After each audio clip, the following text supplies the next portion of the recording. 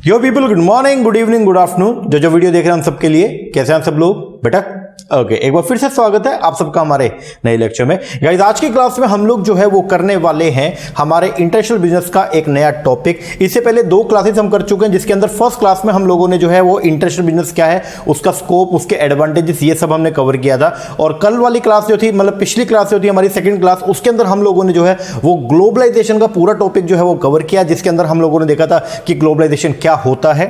ठीक है, इंडिया के अंदर ग्लोबलाइजेशन की शुरुआत जनरली कब की गई, प्लस में हम लोगों ने देखा था कि ग्लोबलाइजेशन के कौन कौन से मूवर्स हैं। ठीक है, और फिर देखा था उसके ड्राइवर कौन कौन से हैं, और फिर देखा था कैसे ग्लोबलाइजेशन को हम लोग जो है वो मेजर कर सकते हैं, उसके एडवांटेजेस और उसके डिसएडवांटेजेस। तो वो वाला टॉपिक भी हमने कवर कर लिया था। मैंने यूट्यूब के ऊपर भी वो वीडियो जो है वो डाला था, अगर आपने नहीं देखा तो उसको जरूर देखिएगा। आज के लेक्चर के अंदर हम लोग जो है वो देखने वाले कि इंटरनेशनल बिजनेस की अगर हम बात करें कि वो कैसे होता है, और कंपनीज जो है या कंपनी नहीं, कंट्रीज जो है वो इंटरनेशनल बिजनेस के ऊपर जो है वो कुछ लगाती है बैरियर्स, कुछ रिस्ट्रिक्शंस लगाती है। तो आज वाले लेक्चर में हम कवर करेंगे कि बैरियर रिस्ट्रिक्शन क्यों लगते हैं और कितने तरह के जो है वो बैरियर होते हैं। तो जनरली आपने पढ़ा होगा 3 तरह के जो है वो बैरियर होते हैं। एक होता है आपके नेचुरल बैरियर्स, एक होता है आपके टैरिफ बैरियर, और एक होता है आपके नॉन टैरिफ बैरियर। ठीक है, मतलब जो ट्रेड बैरियर्स है, ट्रेड के ऊपर जो रिस्ट्रिक्शंस लगती हैं वो जनरली कितने तरह की होती है? 3 तरह की। तो उसकी आज की क्लास में हम लोग चर्चा करेंगे। प्लस में आज हम बेसिक सिनेरियो जो है वो समझेंगे कि एक्सपोर्ट इंपोर्ट के अंदर जो वैल्यूज यूज की जाती हैं, जैसे अगर मैं बात करूं सीआईएफ वैल्यू हो गया, या अगर मैं बात करता हूं कस्टम ड्यूटी हो गया, इंपोर्ट ड्यूटी हो गया, एक्सपोर्ट ड्यूटी हो गया, तो ये सब क्या होता है और ये किन किन चीजों के ऊपर जो है वो लगती है, और कौन सा लॉ अपने इंडिया के अंदर जो है वो आया है जिसके अंदर ये सब ड्यूटी का अमाउंट जो है वो क्या लिखा हुआ है। तो ये सब टॉपिक जो है वो आज की क्लास में हम लोग जो है वो डिस्कस करने वाले हैं। इससे पहले 2 लेक्चर है, उसको जरूर देख लेना। अगर वो देखोगे तो उससे आपका कंटिन्यूटी जो है वो बन जाएगा। अगर आप डायरेक्टली 3rd लेक्चर देख रहे हैं तो भी ज्यादा कोई दिक्कत नहीं आएगी, ये भी आपको पूरा समझ में आएगा। लेकिन अगर पहले वाले 2 देख लोगे तो फिर ये लेक्चर समझने में बहुत ईजी हो जाएगा। ओके, हाँ जी सर। लेक्चर को स्टार्ट करने से पहले एक इंफॉर्मेशन देना चाहूंगा। अगर आप लोग भी अपकमिंग जून 2022 के अंदर जो एंटी नेट का पेपर होना है, अगर आप उसका प्रिपरेशन कर रहे हैं, तो मैं आपको बताना चाहूंगा कि उसके लिए हम लोग ऑनलाइन बैच प्रोवाइड करवाते हैं। ऑनलाइन बैच जो हम आपको प्रोवाइड करवाएंगे, उसके अंदर हम आपको आपके घर पे बैठे बैठे आपको मिलेगा एक तो पूरा का पूरा स्टडी मटेरियल। आपको कुछ भी इधर उधर ढूंढने की जरूरत नहीं है, कोई पीडीएफ, कोई वर्ड की फाइल कुछ देखने का रिक्वायरमेंट नहीं है, कुछ इंटरनेट को सर्व करने की जरूरत नहीं है। हम लोग आपको 100% कंटेंट जो है वो आपके होम एड्रेस के ऊपर प्रोवाइड करवाएंगे। किताबें हैं 10 किताबें पेपर 1 की, 10 किताबें पेपर 2 की। अगर आप पेपर 2 आपका जो है वो कॉमर्स है तो हम कॉमर्स का भी बैच प्रोवाइड करवाते हैं, और अगर आपका मैनेजमेंट है कोड 17 तो उसका भी हम लोग जो है वो ऑनलाइन बैच प्रोवाइड करवाते हैं। ओके, तो मैं आपको वैसे दिखाता हूं कुछ किताबें। जैसे मान लीजिए इस तरीके की आपको जो है वो किताबें मिलेंगी, कलर्ड बुक्स हैं ये सारी की सारी, आपको आपके होम एड्रेस के ऊपर मिलेंगी।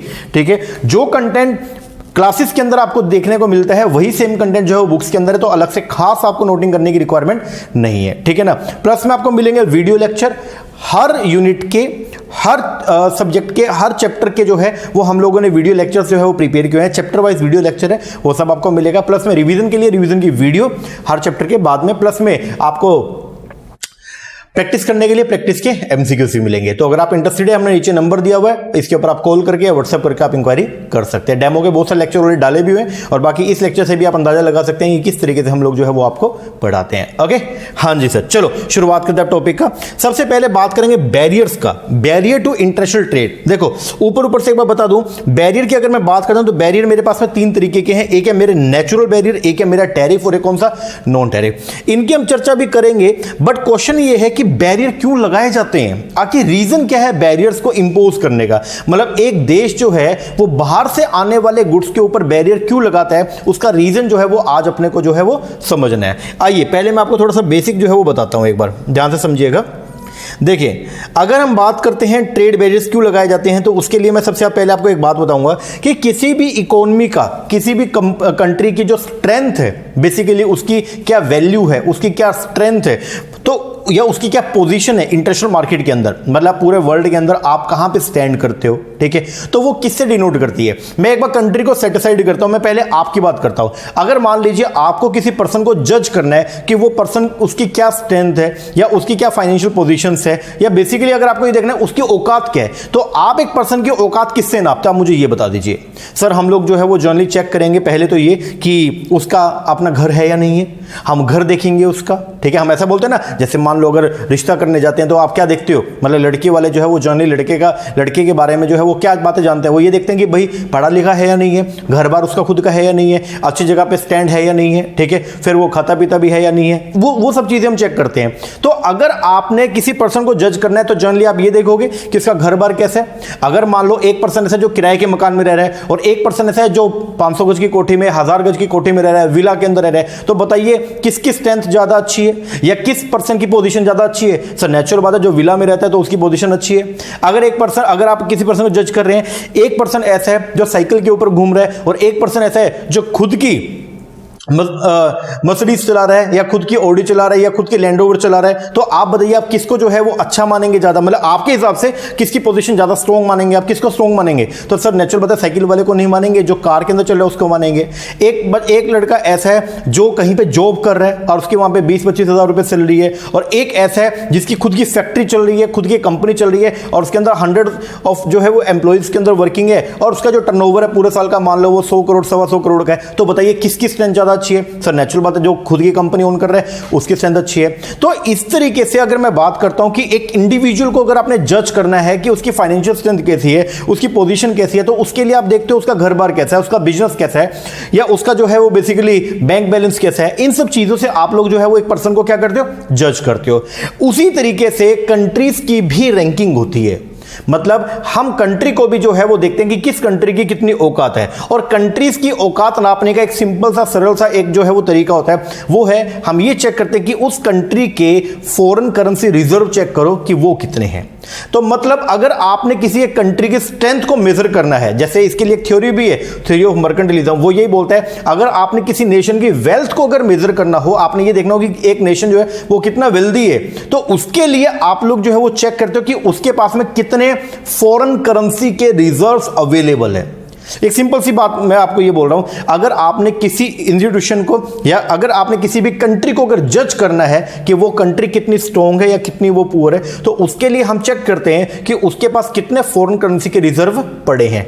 जितने ज्यादा फॉरेन करेंसी के रिजर्व आपके पास में होंगे, मतलब जितने पैसा आपकी तिजोरी के अंदर ज्यादा होगा, उतना आपकी स्ट्रेंथ जो है वो क्या होगी, अच्छी होगी। और जितने कम फॉरेन करेंसी के रिजर्व होंगे या आपने बाहर वालों को पेमेंट करनी है, लायबिलिटी जितनी ज्यादा होगी, तो उतनी आपकी जो फाइनेंशियल पोजीशन है या जो आपकी वेल्थ है वो क्या होगी, आपकी पुअर होगी। तो बेसिकली अगर हम बात करते हैं नेट शेल के अंदर कि अगर आपने किसी नेशन को जज करना है या उसकी वेल्थ को अगर आपने जज करना है, तो जनरली हम लोग जो है वो चेक करते हैं उस कंट्री के फॉरेन करेंसी रिजर्व्स को। जितने अच्छे फॉरेन करेंसी रिजर्व है उतनी उसकी वेल्थ अच्छी है, और जितने बेकार फॉरेन करेंसी रिजर्व है तो उतनी उसकी वेल्थ जो है वो क्या है, खराब है। तो मैंने यहां पे कुछ लिखा कि स्ट्रेंथ जो है किसी भी इकोनॉमी की, किसी भी अगर अर्थव्यवस्था की बात करते हैं तो उसकी स्ट्रेंथ जो है वो डिपिक्ट की जाती है, वो अपने को देखने को मिलती है bye it's foreign currency reserve. जितने ज्यादा उसके पास फॉरेन करेंसी रिजर्व है उतनी ही उसकी पोजीशन स्ट्रेंथ क्या होगी, अच्छी होगी, और जितने कम फॉरेन करेंसी रिजर्व है उतनी उसकी स्ट्रेंथ या पोजीशन जो है वो क्या होगी, खराब होगी। तो मैंने यहां पे लिखा भी है, इसका मतलब ये है कि हायर द एफसीआर, जितने ज्यादा फॉरेन करेंसी रिजर्व, एफसीआर बोले तो फॉरेन करेंसी रिजर्व जितने ज्यादा होंगे, higher will be the position and strength, उतनी ज्यादा उसकी पोजीशन स्ट्रेंथ क्या होगी, अच्छी होगी। एंड लोअर द एफसीआर, और जितने फॉरेन करेंसी रिजर्व जो है वो क्या रहेंगे, कम रहेंगे, lower will be the position and strength, उतनी ही उसकी पोजीशन और स्ट्रेंथ जो है वो क्या होगी, कम होगी। ठीक है जी। तो अब बताइए क्या, अब आप पहले ये बताइए, इसके बेस पर हमने देख लिया, जैसे एक और एग्जांपल के थ्रू बताता हूं। मान लीजिए क्लासरूम के अंदर अगर आपने किसी बच्चे को जज करना है, तो जनरली हम क्लासरूम में उस बच्चे को जज करते हैं किससे, कि उसने मार्क्स कितने अचीव किए। अगर आपने ये देखना है कोई बच्चा होशियार है नालायक है, तो आप किसके बेस पर देखते हो, सडनली मार्क्स के बेस पर। जितने ज्यादा एक बच्चे के मार्क्स होंगे, एक बच्चा ऐसा 95, 96, 97, 98% वाला, तो नेचुरल बात हम बोलेंगे होशियार बच्चा है। एक हमारा जैसा बच्चा है 33, 34, 35 वाला, तो आप क्या बोलोगे, सर नालायक बच्चा ये तो है या नहीं है जी सर। उसी तरीके से अब ये बताइए, होशियार बच्चे को प्रिविलेज ज्यादा मिलते हैं, नालायक को मिलती है। सर हम नालायक बच्चे हैं सर, और हमको तो घर पे जूतियां पड़ते हैं, तो इसका मतलब हमको प्रिविलेज नहीं है। लेकिन अगर आपके भाई बहन है जो अच्छे होशियार है, तो उनको आपने देखा होगा, उनको टाइम पे फोन भी मिला, टाइम पे उनको एक्टिवा भी मिली, टाइम पे उनको बाइक भी मिली, हर चीज उनको मिली, और ताने तुमको मिले, है या नहीं है? जी सर। तो आप क्या चाहते हो कि नंबर हमारे जो है वो क्या है, ज्यादा है। तो इसीलिए हर कंट्री भी ये चाहती है कि हमारी स्ट्रेंथ जो है वो क्या रहे, अच्छी रहे, और उसके लिए हर कंट्री है, हर नेशन ये चाहता है कि मेरे फॉरेन करेंसी के रिजर्व जो है वो क्या हो, बढ़े, मतलब वो कम ना हो। ठीक है जी, क्योंकि जितने फॉरेन करेंसी के रिजर्व ज्यादा होंगे उतने मेरी पोजीशन अच्छी होगी। अब हर कंट्री चाहती है कि उसके एफसीआर बढ़े, सो दैट उसकी स्ट्रेंथ एंड पोजीशन जो है वो क्या हो, बढ़े। अब एफसीआर को अगर बढ़ाना है, फॉरेन करेंसी रिजर्व को बढ़ाना है, तो उसके दो वे आपके पास में जो है वो क्या है, अवेलेबल है। पहला तरीका जो आपके पास अवेलेबल है, दैट इज द एक्सपोर्ट्स को आप क्या कर दो, इंक्रीज कर दो, आप एक्सपोर्ट्स बढ़ाओ। अगर आप एक्सपोर्ट्स को बढ़ाओगे तो उससे होगा क्या, आपके इंडिया से सामान बन के बाहर जाएगा और बाहर से आपके पास में फॉरेन करेंसी आएगी।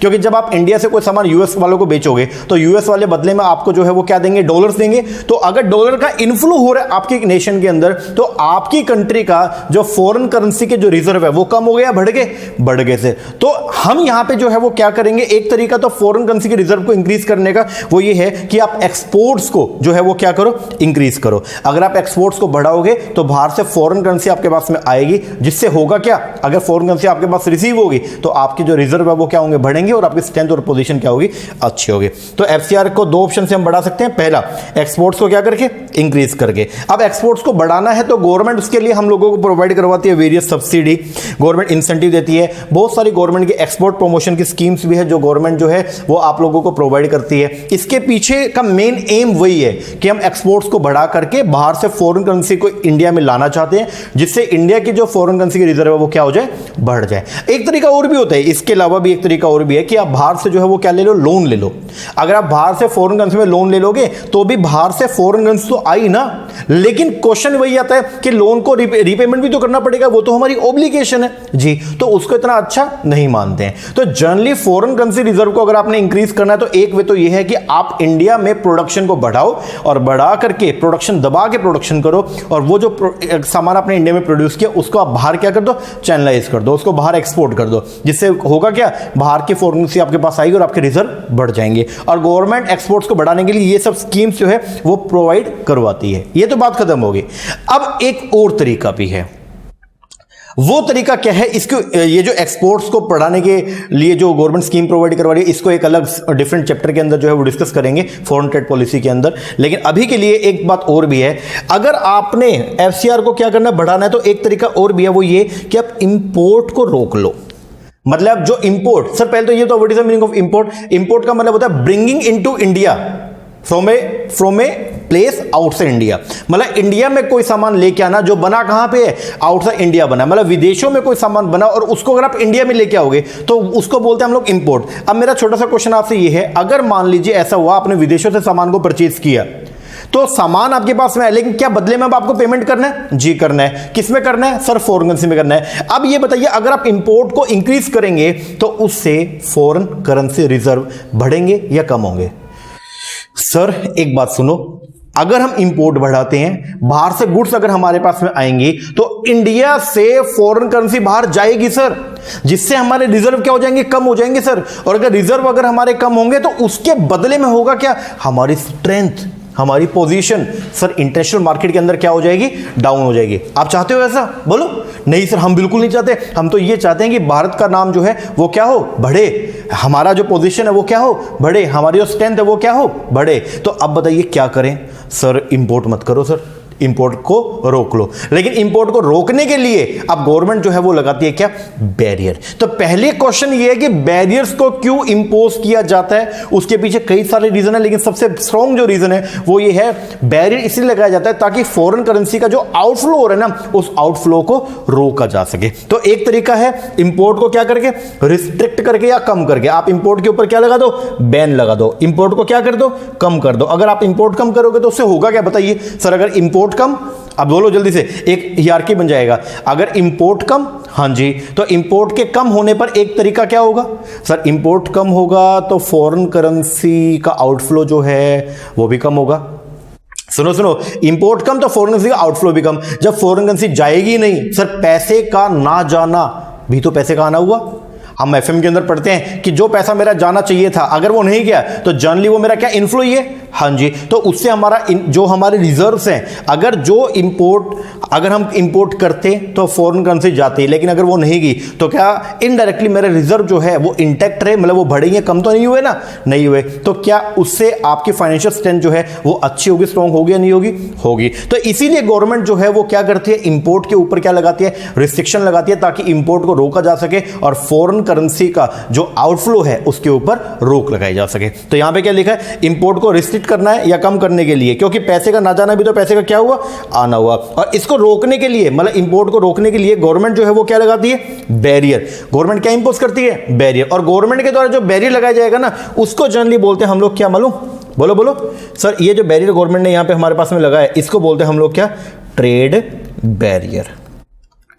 क्या बोलते हो, ट्रेड बैरियर। और यही ट्रेड बैरियर कितने तरीके का होता है, 3 तरीके का। एक होता है नेचुरल ट्रेड बैरियर, एक है आपका टैरिफ बैरियर, और एक है कौन सा, नॉन टैरिफ बैरियर। अभी आगे विस्तार में चर्चा करेंगे, बट अभी के लिए मेरे ख्याल से आपको यह क्लियर हो गया होगा कि गवर्नमेंट के द्वारा जो है वो बैरियर क्यों इंपोज किया गया, मतलब why government introduce the trade barrier. बताइए, गवर्नमेंट ने ट्रेड बैरियर को क्यों इंट्रोड्यूस किया। सर, गवर्नमेंट ने ट्रेड बैरियर इसलिए इंट्रोड्यूस किया ताकि अगर बैरियर ना लगाते तो इंडिया से फॉरेन करेंसी बाहर जाती, जिसकी वजह से हमारे इंडिया में फॉरेन करेंसी के रिजर्व कम होते, जिसकी वजह से हमारा इंटरनेशनल मार्केट के अंदर हमारी जो वैल्यू है वो कम हो जाती, हमारी पोजीशन हल्की पड़ जाती और हमारी स्ट्रेंथ भी कम होती। हम ऐसा नहीं होने देंगे, इसके लिए हम लोगों ने लगाया क्या, बैरियर। बैरियर लगाने की वजह से इंपोर्ट रुक जाएगा। जब इंपोर्ट ही नहीं होगा या इंपोर्ट कम होगा तो फॉरेन करेंसी का आउटफ्लो भी कम होगा। अगर फॉरेन करेंसी का आउटफ्लो कम होगा तो हमारी तिजोरी से पैसा कम जाएगा, तिजोरी भरी रहेगी, और अगर तिजोरी भरी रहेगी तो इंटरनेशनल मार्केट के अंदर हमारी स्ट्रेंथ अच्छी रहेगी, और जितनी स्ट्रेंथ अच्छी रहेगी उतनी आपकी रैंकिंग अच्छी रहेगी। यही तो हम चाहते हैं, बोलो, हर कोई ये चाहता है मैं फर्स्ट आऊं, हाँ जी, और फर्स्ट आने के लिए ये सब काम आपको करना पड़ेगा। तो बैरियर क्यों इंपोज किया, आई होप आपको जो पिक्चर है वो क्लियर होगी। अब बैरियर क्या होते हैं, बैरियर का मतलब रिस्ट्रिक्शंस हो गया, ओके। अब वो कितने तरह के हैं वो आगे चर्चा करेंगे, बट अभी के लिए आई होप आपको ये क्लियर हो गया होगा। अब कुछ एक्स्ट्रा चीज आपको और क्लियर करता हूं, जिससे आपको और आपकी नॉलेज जो है वो एनहांस होगी। इस बात को समझना आप एक बार, थोड़ा सा नहीं, ये चार्ट थोड़ा घचड़ पचड़ सा हो गया, ठीक है, बट आप कोशिश करना इसको समझने की, ठीक है। देखिए, हम इंडिया की बात कर रहे हैं, हम इंडिया के निवासी, हम इंडिया की बात कर रहे हैं, ठीक है। हम इंडिया की बात करें, हम इंडिया में रहते हैं, तो India is our home country. India हमारे लिए क्या है, होम कंट्री। ये इसमें बहुत सारी चीजें मैंने लिखी हुई है, लेकिन मैं आपको धीरे धीरे करके एक एक करके इसको कड़ी जोड़ता जाऊंगा, फिर आपको ये सारा क्लियर हो जाएगा। फिर मैं नटशेल के अंदर आपको जो है समअप करके भी दे दूंगा, ठीक है। अभी के लिए जो इसमें लिखा हुआ है बस आप समझना है एकदम, ठीक है ना, पूरा अटेंटिव होकर बैठिए। ये अगर समझ में आ गया तो आगे बैरियर में कोई प्रॉब्लम नहीं है, और इनफैक्ट आगे पूरा इंटरनेशनल बिजनेस आपको एकदम टिप्स पे हो जाएगा, समझिएगा। हम बात करें किसका, इंडिया का, ठीक है। तो इंडिया मेरी जो है इंटरनेशनल मार्केट की अगर बात करते हैं तो इंटरनेशनल मार्केट में इंडिया को बोलते हैं हम लोग क्या, होम कंट्री। जिस कंट्री से, पहली बात तो ये, टोटल मिला के एज पर, अगर बात करता हूं टोटल मिला के एज पर यूएन कितनी कंट्री है, 195।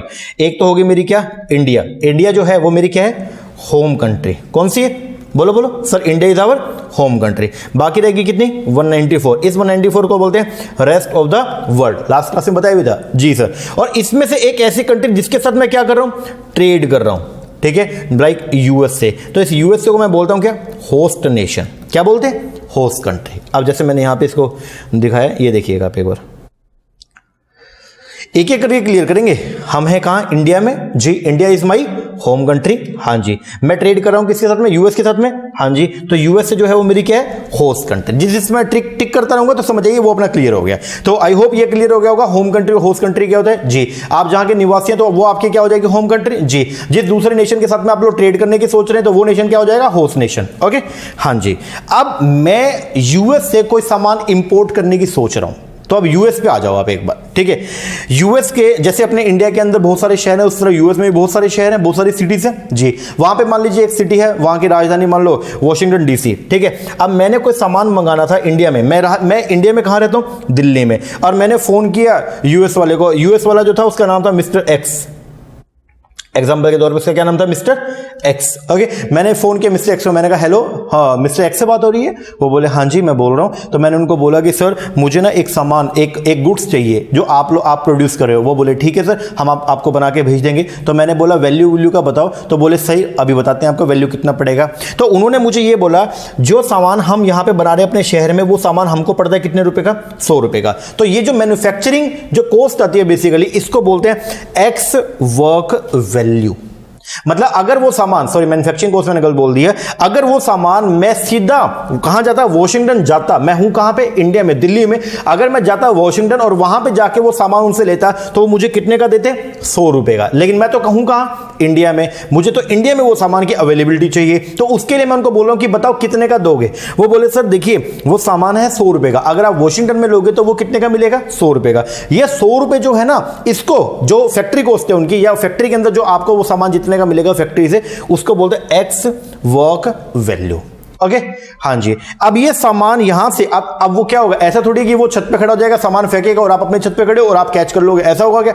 नहीं सर, आप बीच में जो है वो आप कैरेज के थ्रू जो उसको क्या करोगे, आप उसको भेजोगे, ऐसा ही होगा जी। कार्गो के अंदर सामान को लोड करेंगे, यूएस से वो सामान चलेगा, फिर पहुंचेगा कहां पे? इंडिया में पहुंचेगा। हाँ जी। तो उसके लिए उसने क्या किया, वॉशिंगटन से वो सामान बना के और यूएस के कस्टम पोर्ट पे ले आया।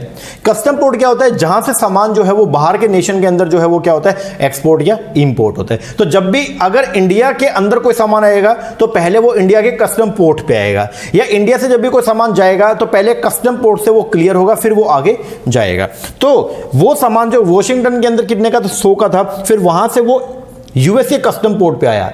कस्टम पोर्ट पे आने का खर्चा लग गया कितना? 10 रुपए। एग्जांपल, ये 10 रुपए आ गया। तो वो सामान यहां पे कितने का पड़ा? 110 का। और यहां से जब वो सामान बाहर जाएगा तो यूएस की गवर्नमेंट ने जो है उस मिस्टर एक्स को बोला कि देखो यहां से क्लियर करवाने के कुछ चार्जेस हैं और 10 रुपए आपको क्लियरिंग चार्जेस पे करना पड़ेगा। तो ये है क्लियरिंग चार्जेस। अब क्वेश्चन ये है, इस पोर्ट के ऊपर वो सामान कितने का पड़ गया? सर अगर पोर्ट की बात करूं तो यहां पे वो सामान पड़ा कितने का? 120 का। कितने का पड़ गया? 120 का। 100 रुपए का बना था, 10 रुपए लाने का खर्चा लग गया था वहीं पे यूएस के अंदर, और 10 रुपए मेरे लग गए क्या? बोलो बोलो सर, क्लियरिंग चार्जेस लग गए। तो वो सामान मुझे कितने का पड़ा? 120 का। क्या अब इस सामान के ऊपर कोई और टैक्स लग रहा है? नहीं सर, अब ये सामान यहां पे क्या पड़ा है? फ्री पड़ा है यूएसए के पोर्ट पे। आप इसको डायरेक्टली उठा के अपने इंडिया के अंदर लेकर जा सकते हो। ये बात समझ में आ रही है? जी सर। ये जो 120 रुपए ना, इसको, ये वैल्यू, ये भी एक वैल्यू है और इसको बोलते हैं हम लोग क्या? FOB value. क्या बोलते हैं? FOB value. ये जो वैल्यू है इसको क्या बोलते हैं? FOB value. एफओबी का फुल फॉर्म जो है वो क्या है? Free on board value. अब ये वैल्यू होती है जिसके ऊपर एक्सपोर्ट ड्यूटी लगती है। इस वैल्यू के ऊपर क्या लगती है? Export duty. अगर यूएस की गवर्नमेंट यूएस के एक्सपोर्टर से अगर कोई ड्यूटी चार्ज करना चाहेगी तो वो किसके ऊपर लेगी? एफओबी वैल्यू पे बोले तो 120 पे। बट अभी मैं इसकी चर्चा नहीं करूंगा, बस वैल्यूएशन का ध्यान रखना। वो सामान अगर मैं वॉशिंगटन से ही लेता तो मुझे 100 का पड़ता, लेकिन वो सामान जब मैं यहां पे आ गया, कस्टम पोर्ट पे आ गया यूएसए के, तो यहां पे ये अब फ्री हो गया। मतलब अब मुझे क्या करना है? रस्ते का किराया पे करना, वो सामान मेरा कहां पे आ जाएगा? इंडिया में आ जाएगा। तो इस वैल्यू को, इस 120 रुपए को बोलता हूं मैं क्या? एफओबी वैल्यू, बोलता हूं फ्री ऑन बोर्ड वैल्यू। यहां तक क्लियर है क्या? बोलो हाँ जी सर, ये हो गया। अब वो सामान वहां से चला, जब ये सामान चलेगा कार्गो के अंदर, ये सामान जो है वो हमने क्या किया? यूएस वाले ने लोड किया और वो सामान जो है वो निकल पड़ा कहां के लिए? इंडिया के लिए। ठीक है, तो वहां से जो शिप वाला था उसके अंदर उसने सामान को लोड करवाया। अब जब वो सामान इंडिया में आएगा तो रास्ते में यूएसए से इंडिया आने का किराया लगेगा। हाँ जी, तो उसको बोलते हैं फ्रेट चार्जेस। ओके जी। और क्या जब वो सामान इंडिया के अंदर आ रहा है, रास्ते के अंदर देखो समुद्र के रास्ते आएगा तो क्या नुकसान भी हो सकता है? समुद्र की बड़ी बड़ी लहरें जो है वो उफान पे होती हैं कई बार, और जिसकी वजह से आपका शिप अगर डूब गया तो आपका सामान भी डूब जाएगा। हाँ जी, तो हम उसके लिए करवा लेते हैं क्या? इंश्योरेंस, मरीन इंश्योरेंस जो है वो करवाते हैं। तो रास्ते में हमने इंश्योरेंस भी करवा लिया। टोटल मेरा खर्चा कितना लग गया? 10 रुपए एक लग गया, 10 रुपए इंश्योरेंस का लग गया, तो टोटल 20 रुपए खर्चा लग गया। 120 का वो सामान था। जब वो सामान इंडिया के कस्टम पोर्ट पर आया तो वो सामान जो है वो पड़ा कितने का? 140 का। 120 का था, 10 रुपए फ्रेट का और 10 रुपए इंश्योरेंस का, तो कितना हो गया? 140 का। पहली बात, ये सामान यहां पे आएगा, स्पोर्ट पे आएगा। ये जो पॉइंट होगा ना, इस पॉइंट पर हम बोलेंगे इंडिया ने इंपोर्ट किया। ध्यान से सुनना, जब वो सामान यूएसए से चल पड़ा तो वो इंडिया के लिए इंपोर्ट नहीं है। क्या पता रास्ते में डूब जाता तो क्या इंडियन गवर्नमेंट उसको इंपोर्ट बोलती? नहीं सर, जब वो एक्चुअल में इंडिया की डोमेस्टिक टेरिटरी के अंदर अगर एंटर करेगा तब इंडियन गवर्नमेंट उसको क्या बोलेगी? इंपोर्ट। तो ये जो पॉइंट है, ये जो पॉइंट, ये देखो मैंने जिसको ये मैं सर्कल कर रहा हूं, ये जो पॉइंट है, ये पॉइंट होगा, इस पॉइंट पर हम बोलेंगे क्या हुआ? इंपोर्ट। और इस पॉइंट पर लगाएंगे हम लोग क्या? Import duty. तो जो आपकी इंपोर्ट ड्यूटी जो इंपोज की जाएगी वो इस पॉइंट के ऊपर जो है वो की जाएगी। और किस वैल्यू पे की जाएगी? 140 रुपए पे की जाएगी। किस वैल्यू पे होगी? 140 पर। 140 पर इस अमाउंट पर हम जो है वो क्या लगाएंगे? इंपोर्ट ड्यूटी लगाएंगे। ये बात समझ में आ रही है क्या जी? तो इंपोर्ट ड्यूटी कितने अमाउंट पे लगेगी? 140 पर लगेगी। बात खत्म हो गया। और इस वैल्यू को क्या कहते हैं सर? इस वैल्यू को कहते हैं CIF वैल्यू।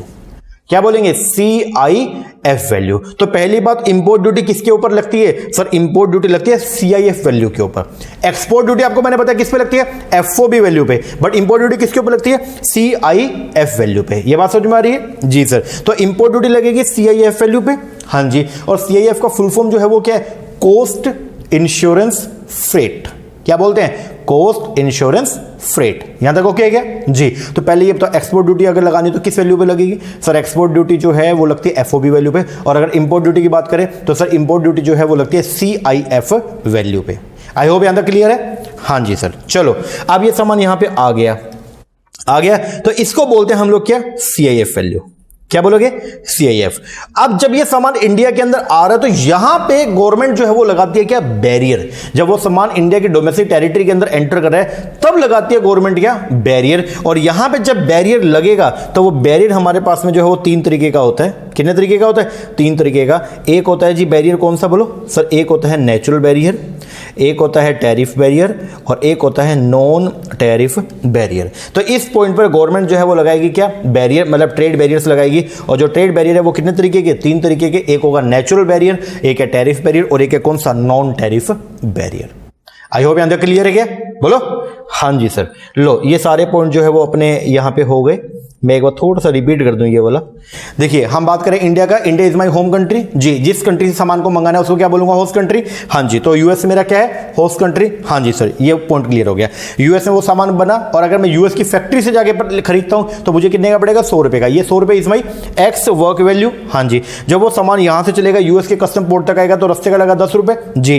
प्लस में यहां से वो क्लियर हो रहा है, मतलब यूएस की गवर्नमेंट बोल रही है कुछ टैक्सेस आपको पे करने पड़ेंगे, तो क्लियरिंग चार्जेस के नाम पे चलेगी कि नहीं? 10 रुपए जी। अब वो सामान यहां पे 120 का पड़ा। ये 120 रुपए जो है इसको बोलते हैं हम लोग क्या? FOB value, free on board value. मतलब ये यहां पे फ्री है। अब इसके ऊपर यूएस की गवर्नमेंट कोई भी एक्स्ट्रा टैक्स जो है वो आपसे चार्ज नहीं करेगी। अब ये यहां से जो है वो चलने के लिए क्या है? तैयार है जी। जब ये सामान यहां से चलेगा तो हमने रास्ते में जो है वो शिप वाले को हायर किया और शिप वाले को 10 रुपए हमने पे किया किसका? फ्रेट के नाम का। प्लस में हमने करवा लिया उस सामान का इंश्योरेंस, और 10 रुपए लगे किसके? इंश्योरेंस के। तो ये सामान जब इंडिया के कस्टम पोर्ट पे आएगा तो कितने का पड़ जाएगा सर? ये पड़ जाएगा 140 का। तो ये 140 को बोलेंगे हम लोग क्या? CIF value. और इंडियन गवर्नमेंट जब सामान इंपोर्ट होगा तो इंपोर्ट के टाइम पे लगाएगी क्या? Trade barrier. वो ट्रेड बैरियर जो लगेगा उसके अंदर आएंगे आपके वो कितने तरह के होते हैं? 3 तरह के, नेचुरल, टैरिफ और नॉन टैरिफ। यहां तक बात खत्म हो गया जी। और इंडिया में जब वो सामान आएगा तो इंडियन गवर्नमेंट उस सामान को बोलेगी कि ये इंडिया के लिए क्या है? इंपोर्ट है। और इंपोर्ट के ऊपर गवर्नमेंट आपसे लेगी क्या? Import duty. अब क्वेश्चन ये आता है कि इंपोर्ट ड्यूटी किस वैल्यू के ऊपर लगेगी? तो वो आपको मैंने बता दिया, वो लगेगी किसके ऊपर? 140 रुपए पे। और इस 140 रुपए को बोलते हैं हम लोग क्या? CIF value. क्या बोलेंगे? CIF value. आई होप यहां तक ओके बोलो। हाँ जी सर। चलो जी, अब आगे बढ़ते हैं। अब आएगा जो हम ये टैक्स लगाएंगे, ये जो टैरिफ लगाएंगे, तो ये टैरिफ लगाएंगे कहां पे? मतलब ये टैरिफ लगाने का जो है, टैरिफ लगेगा तो मतलब कुछ ना कुछ रेट होगा। हाँ जी। ये रेट कहां पे दिया गया है? तो ये रेट के लिए जो है गवर्नमेंट ने एक अलग से एक्ट जो है वो पास किया जिसको बोलते हैं CTA, कस्टम टैरिफ एक्ट 1975। इस बात को ध्यान रखना, ठीक है? तो मतलब जो टैक्स लगेगा ना, अब हर गुड्स के ऊपर जो है वो टैक्स क्या होगा? अलग अलग होगा। ओके। और वो जो टैक्स का जो रेट है वो कहां पे गवर्नमेंट ने लिख के दिया? उसको लिखा है गवर्नमेंट ने एक एक्ट में जिसका नाम जो है वो क्या है? CTA, custom tariff act. यहां तक ओके जी। और ये जो कस्टम, ये जो इंपोर्ट एक्सपोर्ट है, इन सबको डील करता है अपने इंडिया के अंदर कौन? इंडियन कस्टम एक्ट जो इंडिया का जो कस्टम एक्ट है 1962 वो इसको डील करता है, लेकिन जो टैक्स का रेट है वो कहां पे लिखा गया उसके लिए अलग से एक्ट बना हुआ जिसको बोलते हैं सीटीए, कस्टम टैरिफ एक्ट। तो वो भी आपको मैं क्लियर कर देता हूं एक बार, यहां पे आइएगा, एफटीडीआर को छोड़ो, पहले यहां पे आ जाओ कस्टम एक्ट में। कस्टम एक्ट जो है वो क्या, सबसे जो प्राइम एक्ट है इंडिया में इंपोर्ट एक्सपोर्ट को के ऊपर जो मेन गवर्निंग जो एक्ट है वो कौन सा है जी, आपका custom act 1962। The custom act 1962 is the most crucial act है जो प्रोवाइड करता है for the implementation and the collection of duty on the goods imported and exported of the country. किस गुड्स के ऊपर टैक्स लगे और किसके ऊपर नहीं लगा, ये सब प्रोविजन जो है वो दिए हुए हैं कहां पे, कस्टम एक्ट में। This act also deal with the, इस एक्ट के अंदर बता रखा है क्या, इंपोर्ट एक्सपोर्ट प्रोसीजर क्या होगा। इस एक्ट में बता रखा है prohibition on the importation and exportation of the goods, कि गुड्स के ऊपर कौन कौन सी गुड्स को आप मंगा सकते हैं, कौन कौन सी गुड्स को आप नहीं मंगा सकते, प्लस अगर आपने कुछ भी फॉल्ट किया तो क्या क्या पेनल्टी प्रोविजंस हैं, क्या क्या ऑफेंसेस हैं एंड मच मोर। ये सब प्रोविजन जो है वो दिया हुआ है कहां पे, आपके कस्टम एक्ट में। मतलब इंपोर्ट और एक्सपोर्ट कैसे करना है, कब करना है, किन गुड्स में होगा, किन में नहीं होगा, वो सब चीजें जो है वो दी गई हैं आपके कहां पे, कस्टम एक्ट 1962 में। तो पहली बात, इंडिया के अंदर ये जो इंपोर्ट एक्सपोर्ट है तो ये किसके दायरे में आते हैं, ये कस्टम एक्ट के दायरे में आता है। अब अगर हमने इंपोर्ट किया तो इंपोर्ट के ऊपर पे करना पड़ेगा import duty, but the question is किस अमाउंट पे इंपोर्ट ड्यूटी पे करना है, मतलब कितने परसेंट से इंपोर्ट ड्यूटी पे करना है। तो वो जो इंपोर्ट ड्यूटी का जो रेट है, मतलब जो टैरिफ का रेट है, उसके लिए गवर्नमेंट ने अलग से एक एक्ट जो है वो पास किया हुआ है जिसको बोलते हैं हम लोग क्या, कस्टम टैरिफ एक्ट 1975। तो कस्टम टैरिफ एक्ट जो है इट कंटेन 2 शेड्यूल, इसके अंदर 2 शेड्यूल है। शेड्यूल 1 जो है वो डील करता है इंपोर्ट, अगर कोई सामान इंपोर्ट होगा तो इंपोर्टेड गुड्स के ऊपर जो टैक्स गवर्नमेंट चार्ज करेगी वो डाला गया शेड्यूल 1 में। और जो सामान इंडिया से बन के बाहर जाएगा जनरली उसके ऊपर वैसे टैक्स नहीं होता, बट फिर भी एक्सपोर्ट ड्यूटी के नाम पे गवर्नमेंट कई बार चार्ज करती है, वो दिया हुआ है कहां, शेड्यूल नंबर 2। तो शेड्यूल 1 में क्या दिया हुआ सर, ये जो कस्टम टैरिफ एक्ट है ना, इसके 2 शेड्यूल है। एक तो है कौन सा, शेड्यूल 1, एक है शेड्यूल 2। शेड्यूल 1 के अंदर दिया हुआ है क्या सर, शेड्यूल 1 के अंदर बता रखा है कौन कौन सी ऐसी इंपोर्टेड गुड्स की यहां पे जो है वो पूरी लिस्ट दे रखी है और उनके ऊपर कितना कितना अमाउंट से टैक्स लगा वो बता रखा है। शेड्यूल 2 की अगर बात करें तो यहां पे बता रखा है किसका, एक्सपोर्टेड गुड्स का, कौन कौन सी गुड्स जो है वो शेड्यूल 2 में कवर होंगे, वो सारी एक्सपोर्ट होने वाले गुड्स, ओके। और इनके जो है यहां पे क्या, उनका वो बता रखा है कि कितने कितने परसेंट से हम आपसे जो है वो टैक्स चार्ज करेंगे। तो कस्टम टैरिफ एक्ट अगर आ गया तो ध्यान रखना, कस्टम टैरिफ एक्ट 1975, ओके। और इसके अंदर जो है वो दिए हुए हैं क्या, रेट किसके, टैरिफ के, ओके। और टैरिफ के रेट दोनों के, इंपोर्ट के भी और एक्सपोर्ट के भी। यहां देखो क्या है जी सर। तो इंपोर्ट का जो है रेट जो है वो कहां पे क्लासिफाई किया हुआ है, शेड्यूल 1 में। और अगर बात करूंगा किसका, एक्सपोर्ट्स का, तो एक्सपोर्ट के लिए जो है वो रेट्स कहां पे डाले हुए हैं, शेड्यूल नंबर 2 में। In addition to these schedule, ये 2 शेड्यूल के अलावा कस्टम टैरिफ एक्ट जो है CTA, it make provision for the duty like additional duty, CVD, countervailing duty, ये सब आगे आएगा, special duty, anti dumping duty, protective duty, ये सब जो है ये भी दिया हुआ है कहां पे, आपके कस्टम टैरिफ एक्ट में। आप ध्यान से सुनना, नोट में क्या लिखा हुआ है, कस्टम एक्ट जो है 1962 ये रेगुलेट करता है, ये क्या करता है, रेगुलेट करता है levy of duty of custom, किस गुड्स के ऊपर टैक्स लगेगा, किस पे नहीं लगेगा, ये सब तो बताएगा कस्टम एक्ट 1962। और कितने रेट से टैक्स लगेगा ये सब लिखा हुआ है कहां पे, कस्टम टैरिफ एक्ट में। तो कस्टम टैरिफ एक्ट जो है वो ये क्या बताएगा, ये फिक्स करेगा क्या, the rates of the taxes. तो टैक्स का जो रेट है वो कौन फिक्स करेगा, आपका कस्टम टैरिफ एक्ट। लगेगा नहीं लगेगा, मतलब जो टैरिफ है या जो टैक्स है वो लगेगा या नहीं लगेगा, वो तो बताएगा कस्टम एक्ट। कितना अगर लगेगा तो कितना लगेगा, ये चीज है वो लिखी गई है कहां पे, आपके कस्टम टैरिफ एक्ट 1975 के अंदर। यहां तक ओके है? हाँ जी। एक छोटा सा एक एक्ट और भी हमने जो है वो बना रखे जिसका नाम है FTDR, foreign trade development and development and regulation act, FTDR, foreign trade development है, ये मिस हो गया यहां पे। जो आपकी एफटीपी बनती है ना, फॉरेन ट्रेड पॉलिसी, 5 साल की इंटीग्रेटेड एफटीपी बनती है, ये एफटीपी का जो है वो सारा प्रावधान दिया गया है कहां पे, FTDR में। मतलब एफटीपी कैसे बनानी है वो सबकी पावर जो है वो सेंट्रल गवर्नमेंट को मिली हुई है कहां पे, foreign trade development and regulation act में। ठीक है, इसके अंदर बता रखा है किस तरीके से हम फॉरेन ट्रेड को डेवलप करेंगे, किस तरीके से उसको रेगुलेट करेंगे, तो उसके कुछ प्रोविजन जो है वो डाले हुए हैं कहां पे, FTDR में। तो अभी के लिए आप ये ध्यान रखना कि इंडिया के अंदर फॉरेन ट्रेड को रेगुलेट करने के लिए गवर्नमेंट जो है वो इशू करती है एक फॉरेन ट्रेड पॉलिसी, 5 साल की इंटीग्रेटेड पॉलिसी होती है। ठीक है, फॉरेन ट्रेड पॉलिसी हमारी आती है, और जो फॉरेन ट्रेड पॉलिसी है वो बनती है अंडर, किसके अंडर बनती है? एफटीडीआर एक्ट के अंडर बनती है। यहां तक खत्म हो गया। पूरे कस्टम को जो है, मतलब ये पूरा का पूरा इंपोर्ट एक्सपोर्ट है, इसको गवर्न कौन करता है? Custom act. बात खत्म हो गया। और अगर इंपोर्टेड गुड्स के ऊपर अगर टैक्स लेना है तो किस रेट से टैक्स लेना है, वो रेट जो है वो लिखा जाएगा कहां पे? कस्टम टैरिफ एक्ट 1975 के अंदर। आई होप आपको यहां पे जो ये प्रोसेस एस्पेक्ट है ये क्लियर हो गया होगा। तो इंपोर्ट क्या है वो हमने देख लिया, वैल्यूज क्या है, एक्स वर्क वैल्यू हमने देख लिया, सीआईएफ देख लिया, एफओपी देख लिया, टैक्स कहां पे लगता है वो हमने देख लिया। अब क्वेश्चन आएगा बैरियर्स का। चलिए अब हम शुरुआत करेंगे हमारे किसका? बैरियर का। आ जाइए जी बैरियर्स पे। What are the barrier to international trade?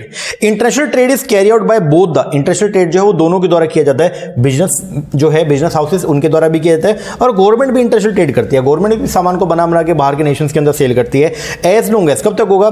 As long as no one put up the trade barrier, जब तक कोई भी पर्सन ट्रेड बैरियर नहीं लगाएगा तब तक जो है वो इंटरनेशनल ट्रेड आपका चलते रहेगा। इन जनरल इसका मतलब ये है कि trade barrier keep firms from selling to one another in foreign market. अगर बैरियर्स आ जाएंगे तो बैरियर की वजह से जो है वो क्या लग जाएगा? रोक लग जाएगी। अब आप उस सामान को जो है वो दूसरे मार्केट के अंदर आप सेल नहीं कर सकते। द मेजर ऑब्स्टेकल्स, जो मेजर जो प्रॉब्लम्स है, ऑब्स्टेकल्स जो है इंटरनेशनल ट्रेड की, वो कौन कौन सी है? एक तो है आपके नेचुरल, एक है टैरिफ, और एक कौन सी? Non tariff. बात खत्म हो गया। एक बार दोबारा देखते हैं।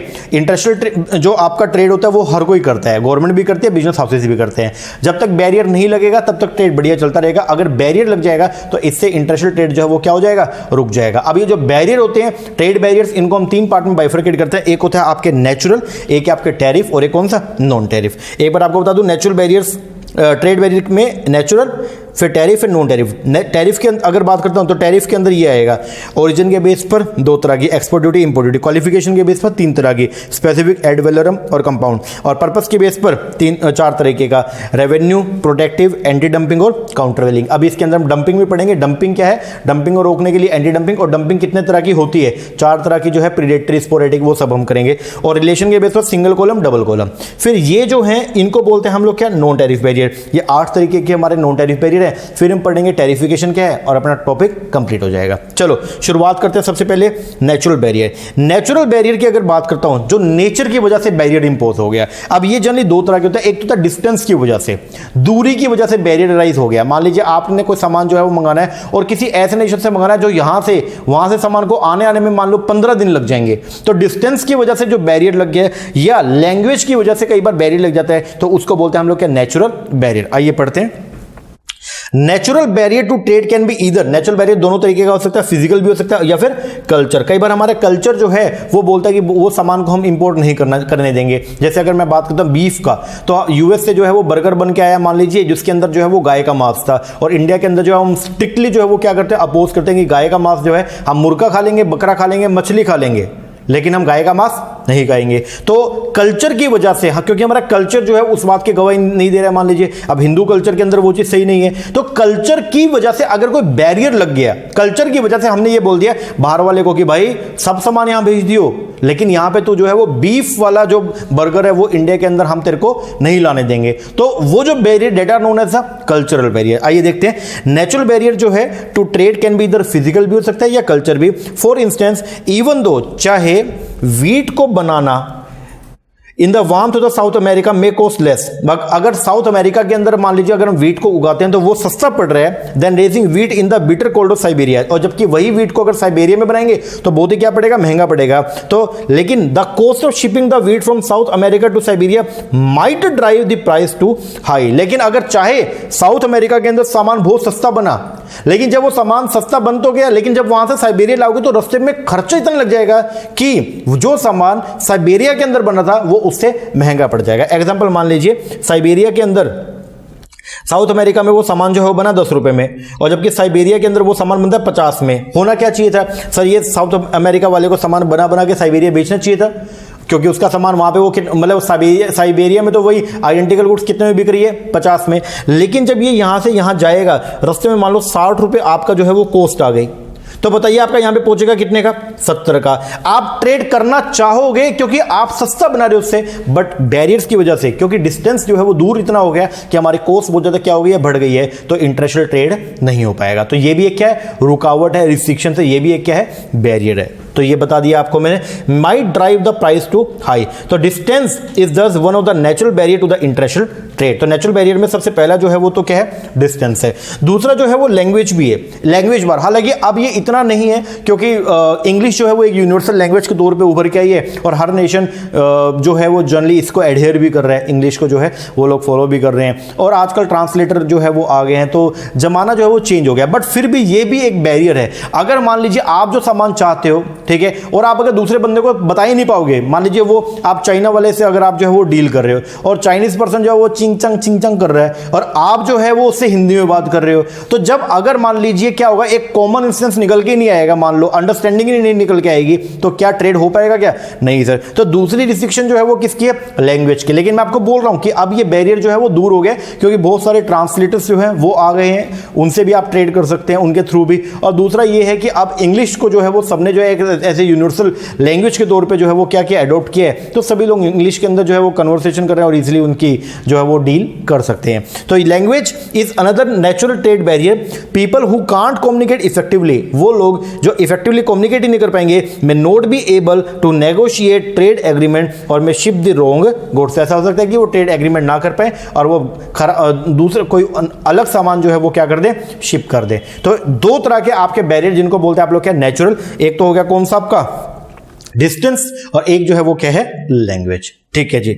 इसके बाद अगला जो आपका ट्रेड बैरियर है वो है कौन सा, टैरिफ। टैरिफ की अगर मैं बात करता हूं, सबसे पहले टैरिफ का मतलब जो है वो क्या होता है, टैक्स।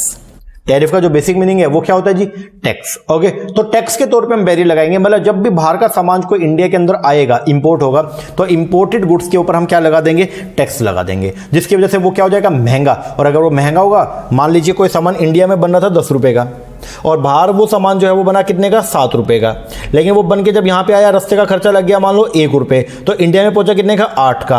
अब इंडिया में वो सामान जो है मान लो प्रॉफिट इसमें आप 1 रुपए जोड़ते तो इंडिया में कितने का बेचते, 9 रुपए का। तो नेचुरल बात है इंडिया वाला ना बिक पाता, लेकिन गवर्नमेंट बोली ये बाहर वाले सामान को तो हम नहीं बिकने देंगे। गवर्नमेंट ने इसके ऊपर जो है वो 4 रुपए लगा दिया, क्या, टैक्स लगा दिया, टैरिफ लगा दिया। वो सामान कितने का हो गया, 13 का। बताओ, अब विदेशी सामान तो कितने का, 13 का, और इंडिया वाला कितने का, 10 रुपए का। आप कौन से सामान को जो है वो परचेज करोगे, बताओ सर। नेचुरल बात हम इंडिया वाले को परचेज करेंगे। तो इसको अगर इंडिया वाले को आप परचेज करोगे तो क्या बाहर वाले को लोगे, नहीं सर। तो क्या 4 रुपए टैक्स लगाने की वजह से, क्या 4 रुपए टैक्स लगाने की वजह से आपका जो इंपोर्ट है वो कम हो गए, नहीं हो गए सर। तो इसकी वजह से भी मतलब हम लोग जो है वो क्या करते हैं, ये भी एक बैरियर है, जो टैरिफ बैरियर है, ये भी एक क्या है, ट्रेड बैरियर है। ठीक है, जिसकी वजह से हम लोग जो है वो इंपोर्टेड गुड्स के ऊपर ये टैक्स लगाएंगे और इंपोर्ट को क्या करेंगे, रोकने का काम करेंगे। चलो पढ़ते हैं। टैरिफ एक टैक्स है जो इंपोज किया जाएगा नेशन के द्वारा, किसके ऊपर, ऑन द इंपोर्टेड गुड्स के ऊपर। इट में भी ए चार्ज पर यूनिट, ये अलग अलग तरीके का हो सकता है, like charge per unit such as per barrel of oil और पर न्यू कार। मान लीजिए ऐसा बोल दे कि अगर आप एक गाड़ी लोगे तो उसके ऊपर 50,000 रुपए टैक्स है। वैल्यू छोड़ो, चाहे वो 50 लाख की हो चाहे वो 5 लाख की हो, अगर ये बोल दिया कि पर कार के मैन्युफैक्चरिंग के ऊपर जो है 50,000 रुपए जो है वो क्या है, टैक्स है। मतलब अगर आप बाहर से कोई भी कार को इंडिया में लाओगे तो 50,000 रुपए टैक्स पे करना पड़ेगा। तो ये भी एक टैक्स का सिस्टम है। ये ऐसा भी हो सकता है कि जितने भी वैल्यू उसका 10% आपसे क्या लेंगे, टैक्स लेंगे। इट में भी परसेंटेज ऑफ द वैल्यू, ये आपको मैंने बताया, like 5%, 10% of the shipment of the shoes. और इट में भी कॉम्बिनेशन, या उनका कॉम्बिनेशन भी हो सकता है। ठीक है, no matter how it is assessed, any tariff make imported goods more costly. बोलते हैं अगर कभी भी टैक्स लगेगा तो उसकी वजह से जो इंपोर्टेड गुड्स है तो वो क्या हो जाएंगी, costly. So they are less able to compete with the domestic product, और अब वो जो है वो डोमेस्टिक प्रोडक्ट्स के साथ में जो है वो compete नहीं कर पाएंगी। ठीक है जी। अब कुछ आर्गुमेंट है जो ये बोलते हैं टैरिफ लगाना अच्छा, और कुछ बोलते हैं कि टैरिफ लगाना क्या है, खराब है। जो बोलते हैं टैरिफ लगाना अच्छा है, पहले उनकी बात करते हैं। सबसे पहला, टैरिफ जो है वो प्रोटेक्ट करता है इन्फेंट इंडस्ट्रीज को। इंडिया के अंदर जो इन्फेंट इंडस्ट्रीज है, मतलब जो डोमेस्टिक इंडस्ट्री जो अभी अभी डेवलप हुई है, अगर आप बाहर वाले गुड्स के ऊपर टैक्स लगा दो वो महंगा हो जाएगा, तो इंडिया वाली गुड्स तो सस्ती रहेंगी, तो ये डेवलप होंगी इससे, मतलब इनको प्रोटेक्शन मिल जाएगा। क्योंकि अगर आप टैक्स ना लगाते तो बाहर वाला सामान सस्ता पड़ता, वही बिकता, और इंडिया की ये जो डोमेस्टिक जो इन्फेंट इंडस्ट्रीज है ये सब क्या होती, बंद हो जाती। तो टैरिफ लगाना ये बोलते हैं अच्छा है अपनी डोमेस्टिक इन्फेंट इंडस्ट्रीज को क्या करने के लिए, प्रोटेक्शन प्रोवाइड करने के लिए। दूसरा, टैरिफ जो है वो प्रोटेक्ट करता है इंडिया की जॉब्स को। अगर मान लो बाहर वाला सामान बिकता है, इंडिया वाला ना बिकता, तो प्रोडक्शन बंद होता, प्रोडक्शन बंद होता तो लोगों को रोजगार भी ना मिलता। लेकिन क्योंकि हमने टैक्स लगा दिया बाहर वाले गुड्स के ऊपर, वो महंगा हो गया। अब बिकेगा कौन सा, इंडिया वाला। जब इंडिया वाला सामान बिकेगा तो प्रोडक्शन भी किसका होगा, इंडिया वाले का। इंडिया वाले का प्रोडक्शन होगा तो क्या यहां पे लोगों को रोजगार मिलेगा, हाँ जी मिलेगा। तो टैक्स लगाने की वजह से इंडिया की जो जॉब्स हैं, इंडिया के अंदर जो लोग हैं जो जॉब करते हैं, उनकी जॉब को क्या मिला, प्रोटेक्शन। और तीसरा, tariff aid in military preparedness. Tariff की वजह से जो है वो क्या होता है, मिलिट्री जो है वो प्रिपेयर्डनेस जो है ये भी होती है। Tariff should protect industry, tariff जो इंडस्ट्री को प्रोटेक्ट करेगा एंड टेक्नोलॉजी को during the peace time that are vital to the military in the event of war. तो जब झगड़ा होता है तो उस टाइम पे इंडिया वालों को जो है वो क्या मिलेगा, फायदा। क्योंकि अगर इंडिया से सामान बना के अगर हम क्या करेंगे, मिलिट्री को प्रोवाइड कराएंगे, तो वो चीज ज्यादा बेहतर है किससे, सामान बाहर से मंगाने पे। क्योंकि जब झगड़ा चल रहा है, मान लीजिए झगड़े के दौरान सब कुछ कोलैप्स हो जाता है, और अगर आप बाहर वालों के ऊपर निर्भर थे तो आपकी आर्मी को, आपकी मिलिट्री को वो सामान मिल ही नहीं पाएगा। तो ये 3 कारण से हम बोलते हैं कि टैरिफ लगाना क्या है, अच्छा। लेकिन 2 कारण ऐसे हैं जो ये बोलते हैं कि टैरिफ की वजह से जो है नुकसान भी है। पहला, टैरिफ डिस्करेज करेगा फ्री ट्रेड को। जो फ्री ट्रेड है उसको ये क्या कर देगा, डिस्करेज करेगा। क्योंकि टैक्स लगाने की वजह से बैरियर लग गया ना, और अगर बैरियर लगेगा तो नेचुरल बात है सामान का फ्लो जो है वो आपका फ्री फ्लो नहीं हो पाएगा। तो टैरिफ की वजह से जो है वो क्या होगा कि आपका ट्रेड जो है वो क्या हो जाएगा, डिस्करेज। क्योंकि अगर महंगा होगा तो बिकेगा नहीं, तो बाहर वाला आपके इंडिया के अंदर ट्रेड करने आएगा भी नहीं। तो एक आर्गुमेंट जो अगेंस्ट में वो क्या बोलते हैं कि टैरिफ डिस्करेज करेगा फॉरेन ट्रेड को, and free trade let's the principle of competitive advantage work most efficiently. तो एक तो ये नुकसान। दूसरा, टैरिफ रेज करेगा प्राइसेस को। अगर बाहर से अगर कोई सामान इंडिया के अंदर बन के आ रहा है और इंडियन गवर्नमेंट उसके ऊपर टैक्स लगा दिया तो रेट और भी महंगा होगा। और अगर इंडिया में वो सामान नहीं बन रहा तो इंडिया वालों को बाहर वाला ही मजबूरी में परचेज करना पड़ेगा, और वो किस पे लेना पड़ेगा, महंगे रेट पर, जिसकी वजह से बाहर अपने इंडिया में जो है इन्फ्लेशन बढ़ जाएगा, thereby decreasing the consumer purchasing power. अगर वो महंगा होगा तो कंज्यूमर की जो परचेजिंग पावर है वो क्या हो जाएगी, कम हो जाएगी। तो ये आर्गुमेंट है जो बोलते टैरिफ लगाना सही है, ऊपर वाले बोलते ये मतलब ये 2 बोलते टैरिफ लगाना गलत है, और ऊपर वाले बोलते टैरिफ लगाना सही है। बट द क्वेश्चन इज कि टैरिफ कैसे कैसे लगेगा, तो वो मेथड जो है अब हम शुरू करते हैं, आइएगा। पहला, टैरिफ बैरियर जो है उसके अंदर पहला टैरिफ लगे on the base of origin के बेस पर। ओरिजिन मतलब कि गुड्स कहां बनी, गुड्स कहां बनी, ठीक है। एक्सपोर्ट ड्यूटी, एक्सपोर्ट ड्यूटी के अंदर जो है एक्सपोर्ट ड्यूटी कब लगेगी, जहां पे गुड्स बनी है अगर वो कंट्री अगर टैक्स लेती है, जैसे गुड्स अगर इंडिया में बनी और इंडिया से बन के जा रही है यूएसए, अगर इंडियन गवर्नमेंट टैक्स लेगी तो उसको बोलेंगे क्या, एक्सपोर्ट ड्यूटी। इंडिया से एक्सपोर्ट होने वाले गुड्स के ऊपर अगर इंडियन गवर्नमेंट चार्ज करिए कोई टैक्स तो उसको बोलेंगे हम लोग क्या, एक्सपोर्ट ड्यूटी। एक्सपोर्ट ड्यूटी एक टैक्स है जो लेवी किया जाएगा कंट्री के द्वारा ऑन कंट्री ऑफ ओरिजिन, मतलब जहां पे सामान बना वही कंट्री आपसे क्या लेगी, टैक्स लेगी। जैसे मान लीजिए इंडिया से कोई सामान बन के और जाना था कहां पे, यूएसए में, और इंडिया के लिए वो क्या था, एक्सपोर्ट था, क्योंकि इंडिया से बनके जा रहा है। और अगर इंडियन गवर्नमेंट बोले हम तो इस एक्सपोर्ट के ऊपर आपसे लेंगे ड्यूटी, तो उसको बोलेंगे हम लोग क्या, एक्सपोर्ट ड्यूटी। तो एक्सपोर्ट ड्यूटी जो है वो कौन लेगा, country of origin. Country of, देखो 2 तरह की कंट्री होती है, एक होता है कंट्री ऑफ ओरिजिन, एक होता है country of destination. Country of origin जहां पे सामान बना, और जहां से सामान बन के जाएगा, मतलब जिस कंट्री के लिए सामान बनाया, जैसे मैंने यूएस के लिए सामान बनाया तो यूएसए को बोलूंगा कंट्री ऑफ डेस्टिनेशन, ठीक है। तो अगर कंट्री ऑफ ओरिजिन अगर टैक्स लगाती है तो उसको बोलते हैं हम लोग क्या, export duty.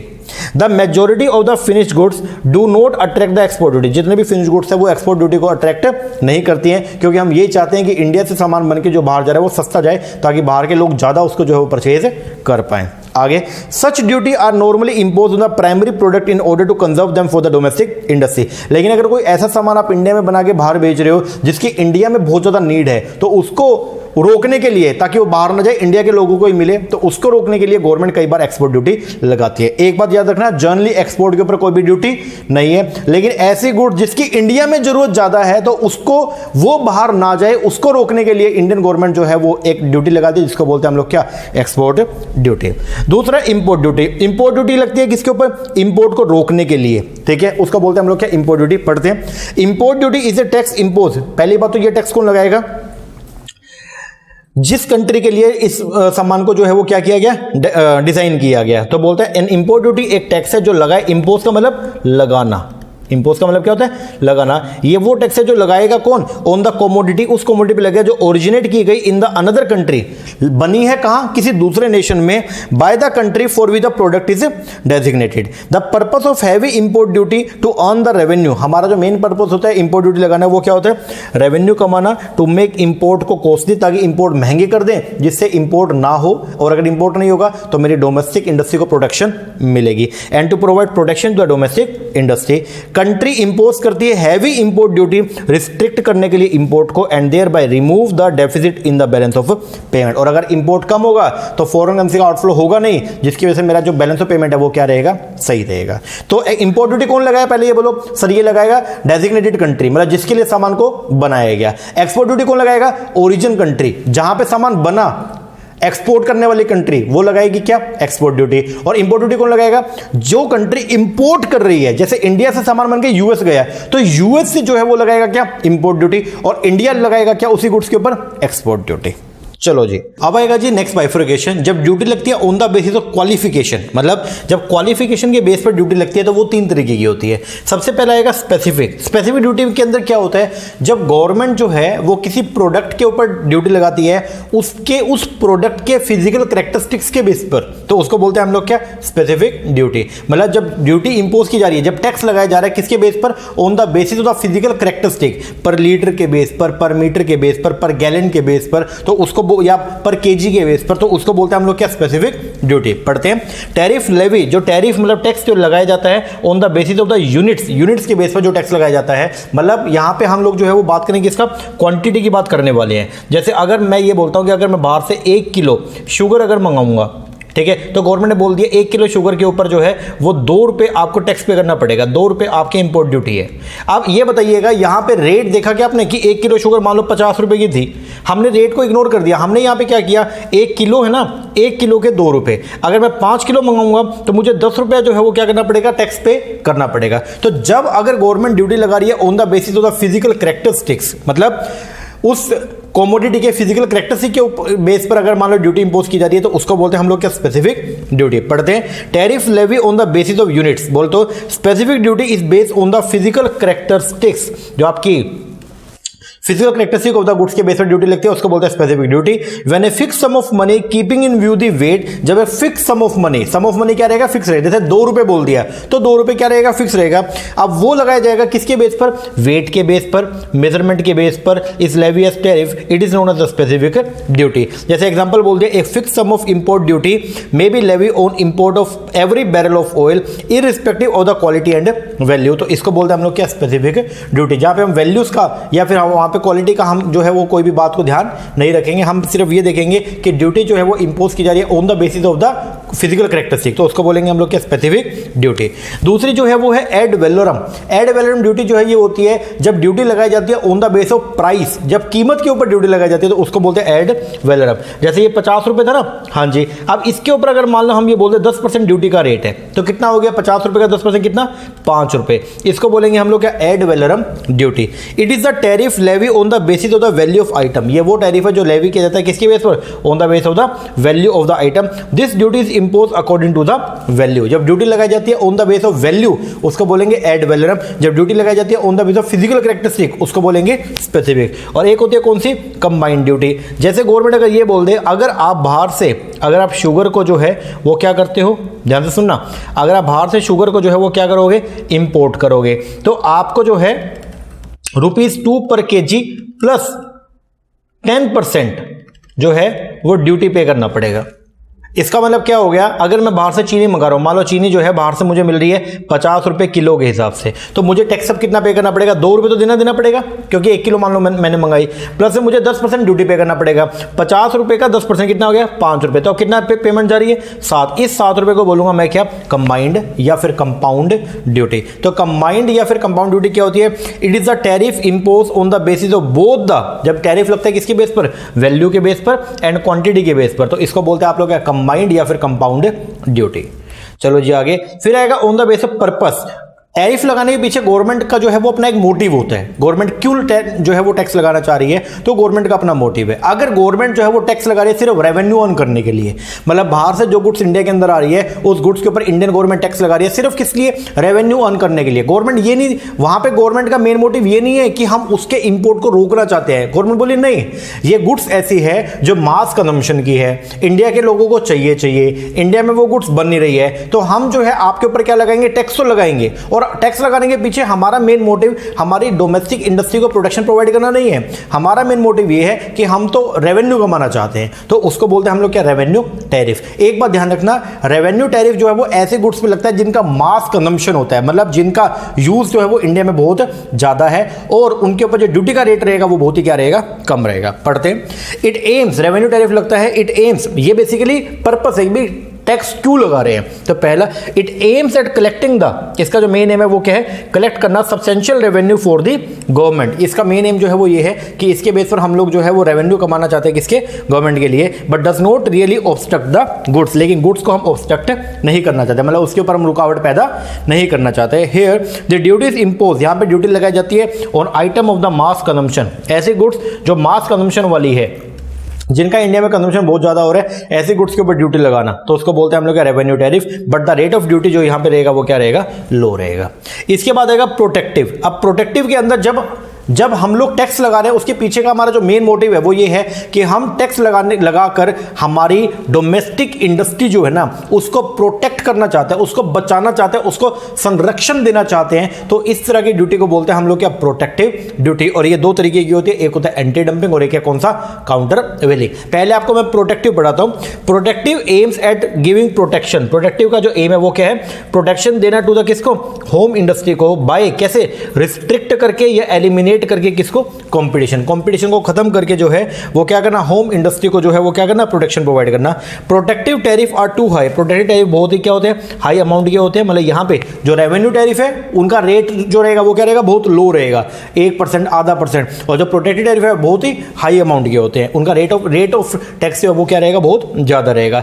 It may hurt the consumer as import, ये कंज्यूमर को हर्ट करते हैं क्योंकि ये इतने ज्यादा होते हैं कि कंज्यूमर इनको मंगाना ही क्या कर देगा, बंद कर देगा। जैसे मान लो 10 रुपए का आप बाहर से कोई सामान मंगा रहे हो और उसके बाद 10 रुपए ही हम क्या ले लें आपसे, टैक्स ले लें। अब ये बताइए वो सामान कंज्यूमर को कितने का पड़ गया, 20 का। वही सामान अगर बाहर लें तो कितने का पड़ेगा, 10 का। लेकिन गवर्नमेंट ने क्या कर दिया, 10 रुपए टैक्स लगा दिया उसके ऊपर। तो इसकी वजह से जो है वो क्या होगा, ये सामान महंगा होगा, कंप्यूटर और कंज्यूमर जो है उसको मंगाना क्या कर देगा, बंद कर देगा, leading to shortage in the consumer market. और अगर वो नहीं मंगाएगा तो कंज्यूमर मार्केट की क्या हो जाएगी, शॉर्टेज हो जाएगी। अब ये दो तरह की, एक है एंटी डंपिंग और एक है काउंटर वेलिंग। इसको समझाने के लिए एक एग्जाम्पल लेके चलते हैं। इंडिया में कोई सामान जो है वो बन रहा था एग्जांपल के तौर पे 10 रुपए का, और वही सामान यूएसए के अंदर, ध्यान से सुनना, बनता था 12 रुपए का। कितने का, 12 का। अब यूएसए वाला जो है वो उसके मन में यह है कि मैं इंडिया की पूरी मार्केट को क्या करूंगा, कैप्चर करूंगा, और उसने वो 12 रुपए वाला सामान जो है वो इंडिया के अंदर उसने सेल कर दिया, और वो बेचा कितने का, 8 रुपए का। उसने इंडिया के अंदर कितने का ऑफर किया, 8 रुपए का। मतलब 4 रुपए जो है वो उसने क्या कर दिया, छोड़ दिया, बोला मैं 4 रुपए कम करूंगा, लॉस उठा लूंगा। वही सामान जो यूएस में कितने में बिक रहा है, 12 रुपए में, वो इंडिया के अंदर बेच रहा है कितने का, 8 रुपए का। क्या, क्यों बेच रहे हैं, ताकि इंडिया की पूरी मार्केट को मैं कैप्चर कर लूं और पूरी मार्केट को मैं डंप कर दूंगा। अब ये इंडिया वाला तो बेचारा 10 रुपए में बेच नहीं पाए, ये क्योंकि इसका तो 10 का हो जाएगा और हमारा 8 रुपए का है। तो इंडिया वाले जो है वो इससे तो सामान लेंगे नहीं, हमारे वाले लेंगे 8 रुपए में। और एक टाइम ऐसा आएगा जब ये इंडस्ट्री पूरी बंद हो जाएगी, हम पूरी मार्केट को कैप्चर कर लेंगे, फिर हम बाद में रेट को बढ़ा देंगे। इसको बोलते हैं डंपिंग करना। क्या बोलते हैं, डंपिंग। इस प्रैक्टिस को बोलते हैं हम लोग क्या, डंपिंग करना। अपने सामान को फॉरेन मार्केट में ले जाकर के सेल करना होम कंट्री से भी सस्ते पे, इसको बोलते हैं हम लोग क्या, डंपिंग। तो डंपिंग एक प्रैक्टिस है जिसके अंदर यूएस वाला पर्सन जो है वो क्या करेगा, अपने सामान को विदेश में जाके सेल करेगा सस्ते रेट पर, उससे सस्ते रेट पर, जितने रेट पर वो अपना सामान को अपनी होम एनवायरमेंट में क्या करता था, सेल करता था। इसको बोलते हैं हम लोग क्या, डंपिंग। अब ये देखिए, इससे इंडिया वाले को तो नुकसान हो गया ना। अब इंडिया वाला जो है वो भागा भागा गया कहां पे, मोदी जी के पास में, और जाके बोलता है कि देखिए मोदी जी, इन्होंने ना जो है आप इनको जो है रोको। मोदी जी बोले यार मैं कैसे रोकूं, देखो वो तो 8 रुपए का बेच रहे हैं, तुम भी सस्ता कर दो तो तुम भी बेच लो। तो उसने फिर इंडिया वाले ने मोदी जी को बताया कि मोदी जी बात सुनो, ये जो 8 रुपए का बेच रहे हैं एक्चुअल के अंदर ये 12 रुपए का है, वो अपने नेशन के अंदर 12 का बेचता है, यहां पे 8 रुपए बेच रहा है, तो ताकि डोमेस्टिक इंडस्ट्री को पूरी तरह से वो क्या करना चाहता है, खत्म करना चाहता है। फिर मोदी जी को गुस्सा है, मोदी जी बोले अच्छा ऐसा कर रहा है, डंपिंग कर रहा है ये, तो चलो डंपिंग रोकने के लिए हम 4 रुपए इसके ऊपर एडिशनल टैक्स लगाएंगे। उस टैक्स को बोलते हैं हम लोग क्या, एंटी डंपिंग ड्यूटी। अब कितना टैक्स लगेगा, 4 रुपए। अब इसको 4 रुपए एक्स्ट्रा जो है वो पे करना पड़ेगा in the name of the anti dumping duty. तो एंटी डंपिंग क्या, डंपिंग के इफेक्ट को खत्म करने के लिए, डंपिंग का जो इफेक्ट है उसको नलीफाई करने के लिए गवर्नमेंट के द्वारा जो एडिशनल ड्यूटी इंपोज की जाती है उसको बोलते हैं हम लोग क्या, एंटी डंपिंग ड्यूटी। आइए पढ़ते हैं पहले एंटी डंपिंग ड्यूटी जो है वो क्या है, देखें। डंपिंग एक कमर्शियल प्रैक्टिस है ऑफ सेलिंग गुड्स। डंपिंग एक कमर्शियल प्रैक्टिस है जिसके अंदर हम गुड्स को सेल करते हैं फॉरेन मार्केट में at a price below their normal cost और even below their marginal cost so as to capture, सस्ते रेट में बेचते हैं ताकि क्या क्या कर ले हम, कैप्चर करें फॉरेन मार्केट को। Many countries follow dumping practice, बहुत सारी कंट्री जो डंपिंग प्रैक्टिस को फॉलो करती है। ये एक इंटरनेशनल प्रैक्टिस है विच हैज ए डू और डाई। ये एक ऐसी इंटरनेशनल प्रैक्टिस है जिसके अंदर हम क्या करते हैं, डू और डाई वाली सिचुएशन होती है। Instinct associate with the company policy, it is harmful to the less developed country, जहां पे कॉस्ट ऑफ प्रोडक्शन बहुत ही क्या है, हाई है। क्योंकि ये लोग तो बेचारे जो एलडीसी वाले लोग हैं, लेस डेवलप्ड कंट्री वाले, ये तो बेचारा महंगा सामान बनाते हैं और बड़े बड़े डेवलप्ड कंट्री वाले क्या करेंगे, उस कंट्री में जाके सामान को बहुत ही सस्ते रेट पर बेचेंगे। तो बेचारी एक तो वैसे लीस्ट डेवलप कंट्री थी, वहां पे इंडस्ट्री मुश्किल से तो सेटअप हुई, और जब सस्ता सामान बिकेगा तो वो इंडस्ट्री जो है वो भी क्या हो जाएगी, बंद हो जाएगी। तो उसके लिए बहुत ही ये क्या होता है, नुकसानदेह होता है। तो ऐसे जो प्रैक्टिसेस एक्सपोर्टर जो अडॉप्ट करता है, इसको खत्म करने के लिए हमारी गवर्नमेंट एक एडिशनल ड्यूटी और लगाएगी, that duty is known as anti dumping duty. एक होता है सीवीडी, काउंटरवेलिंग ड्यूटी। अब इसको समझना आप, अब ध्यान से सुनना, वही एग्जांपल लेके चलता हूं। मान लीजिए ये सामान था 12 रुपए का, और वो 12 रुपए का इंडिया के अंदर जो है वो भेजता था, कितने में, 12 में, और जबकि उसका सामान ज्यादा इंडिया में बिकता नहीं था। तो यूएस की गवर्नमेंट को जो ये यूएस का जो ये एक्सपोर्टर था, इसको जो है वो बुलाया, इसको वो जो बाइडेन है उसने बुलाया, इनका जो प्रेसिडेंट है उसने बुलाया और बोला अरे तुम्हारा सामान यार इंडिया में ज़्यादा नहीं बिक रहा। तो उसने बताया देखिए सर ऐसा है, हमारा सामान है 12 रुपए का और इंडिया के अंदर वही सेम आइडेंटिकल गुड्स बनती है 10 रुपए की। तो इंडिया में जनरली 10 रुपए वाली गुड्स जो वो बिकते हैं, तो हमारी गुड्स ज़्यादा नहीं बिकती है। तो बाइडेन उसको बोलता है कि आप एक काम करो मिस्टर एक्स, आप रेट को कम कर दो, आप 12 रुपए बोल रहे हो ना, आप एक काम करो इस रेट को कम कर दो और 5 रुपए से कम कर दो और बेचो वहां पे कितने का, 7 का। क्या अब बिकेगा? वो बोला देखो जी अगर मैं 7 का बेचूंगा तो आराम से बिकेगा, क्योंकि इंडिया में वही सामान कितने का, 10 का, हम देंगे कितने का, 7 का, बिकेगा। वो बोला कर दो। वो बोला मैं क्यों करूं, अगर मैंने रेट कम कर दिया तो सर मेरे को 5 रुपए का नुकसान हो जाएगा, क्योंकि मैं 12 रुपए के अंदर नॉर्मल प्रॉफिट कमा रहा हूं, और अगर मैं 5 रुपए से कम कर दूंगा तो मुझे तो लॉस है। तो बाइडेन यहां पे ये बोलता है कि तू चिंता मत कर बेटा, तू 7 रुपए जो है वो ले कहां से, इंडिया से, और 5 रुपए तुझे यूएसए की गवर्नमेंट देगी एज ए सब्सिडी के नाम का। किसके नाम का? सब्सिडी के नाम का। तो मेरा क्वेश्चन यहां पे ये है, क्या अब यूएसए वाले को कोई नुकसान है क्या? नहीं सर, 7 रुपए मिलेंगे इंडिया से, 5 रुपए मिले यूएस की गवर्नमेंट से, उसको तो पूरा का पूरा जो है वो पड़ेगा कितने, 12 रुपए। हाँ जी, वो तो बेच देगा 12 में। लेकिन क्या इंडिया वाले को नुकसान हो जाएगा? जी सर होगा, क्योंकि इंडिया के अंदर वही सामान कितने का बन रहा है, 10 रुपए का, और वो बेचेगा कितने का, 7 रुपए का। तो नेचुरल बात है बिकेगा कौन सा, इंडिया वाला तो नहीं बिकेगा। फिर दोबारा इंडिया वाले भागे गए मोदी जी के पास और जाके बोलते हैं मोदी जी ये देखो दोबारा ये शैतानी कर रहे हैं, आप इनको संभालो। मोदी जी बोले भाई एंटी डंपिंग ड्यूटी लगा तो रखी है। वो बोले नहीं सर, एंटी डंपिंग ड्यूटी की बात नहीं है, वहां की गवर्नमेंट अपने एक्सपोर्टर्स को दे रही है सब्सिडी, जिसकी वजह से उन्होंने कर दिया रेट को कम, और अब वो इंडिया में आके उसी सामान को सस्ते रेट पर बेच रहे हैं। तो मोदी जी बोले क्या करें? तो इंडिया वाले जो ट्रेडर्स है ये बोले आप एक काम करो, हमको भी सब्सिडी दे दो, हम भी रेट कम कर देंगे, फिर हमारा वाला बिकेगा। मोदी जी बोले देखो भाई ये काम तो सही नहीं है, अगर मैं आपको सब्सिडी दूंगा तो गवर्नमेंट का खजाना खत्म हो जाएगा। एक काम करते हैं, हम आपको कुछ भी नहीं देते, आप 10 रुपए में सामान को बेचो, हम उनके ऊपर उतना एडिशनल टैक्स लगाते हैं जितना उनकी गवर्नमेंट ने उनको बेनिफिट प्रोवाइड किया। उस बेनिफिट को जो एक्सपोर्टर की गवर्नमेंट ने एक्सपोर्टर को बेनिफिट दिया, उस बेनिफिट के इफेक्ट को नलीफाई करने के लिए हमारी गवर्नमेंट जो एक्स्ट्रा ड्यूटी लगाती है उसको बोलते हैं सीवीडी, काउंटर वेलिंग ड्यूटी। जनरली सिमिलर लगेंगे आपको एंटी डंपिंग और काउंटर वेलिंग, लेकिन दोनों में फर्क एक छोटा सा ही है, और वो फर्क ये है कि एंटी डंपिंग हम खुद से करते हैं, जबकि सीवीडी जो है वो गवर्नमेंट का। एंटी डंपिंग में तो ट्रेडर खुद से रेट कम कर देगा मार्केट को कैप्चर करने के लिए, जबकि सीवीडी के अंदर गवर्नमेंट जो है एक्सपोर्टर की गवर्नमेंट वो अपने एक्सपोर्टर्स को क्या देती है, सब्सिडी देती है कि तुम जान करके रेट को कम करो, ताकि फ्यूचर के अंदर हम रेट को ज्यादा बढ़ा के वहां पे मोनोपोली क्रिएट करेंगे और रेट ज्यादा बढ़ा देंगे और एक्स्ट्रा प्रॉफिट कमाएंगे। तो काउंटर वेलिंग में क्या, सच ड्यूटी आर सिमिलर, ये ड्यूटी सिमिलर है एंटी डंपिंग जैसे, but are not so severe, लेकिन उतनी खतरनाक, सीवियर का मतलब खतरनाक नहीं है। Countervailing duty are impose, इसको लगाया जाता है क्या करने के लिए, नलीफाई करने के लिए, नोटिफाई नहीं, इसको सही करना, नलीफाई करने के लिए the benefit offered through cash assistance और सब्सिडी, जो बेनिफिट ऑफर किए थे सब्सिडी के नाम पे by the foreign country to its manufacturer. यहां पे रेट ऑफ ड्यूटी अब कितना टैक्स लगाए, जितना उन्होंने क्या दिया उसको सब्सिडी, तो हम बोलेंगे बेटा 7 रुपए का ये सामान है ना, इसके अंदर CVD काउंटर वेलिंग ड्यूटी तेरे को पे करना पड़ेगा कितना, 5, क्योंकि ये 5 तुझे अपने गवर्नमेंट से क्या मिला था, सब्सिडी। अब तेरा सामान कितने का है, 12 रुपए का, तो इसको बोलते हैं हम लोग क्या, CVD। ये दोनों ड्यूटी, काउंटर वेलिंग ड्यूटी और एंटी डंपिंग, ये दोनों ड्यूटी लगाई जाती है किसके लिए मालूम, किसके लिए, ये लगाई जाती है अपने डोमेस्टिक इंडस्ट्री को प्रोटेक्शन प्रोवाइड करने के लिए।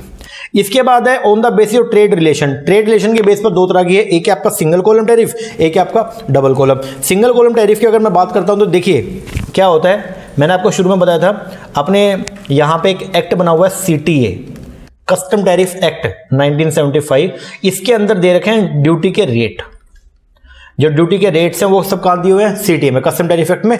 हाँ जी, अब देखिए क्या होता है, यहां पे ऐसा एक ना सिस्टम बना हुआ है, जैसे सीरियल नंबर और रेट, तो सीरियल नंबर 1 जैसे बोल दिया बुक्स, अगर आप बुक्स बाहर से मंगाओगे तो उसके ऊपर 10% ड्यूटी है।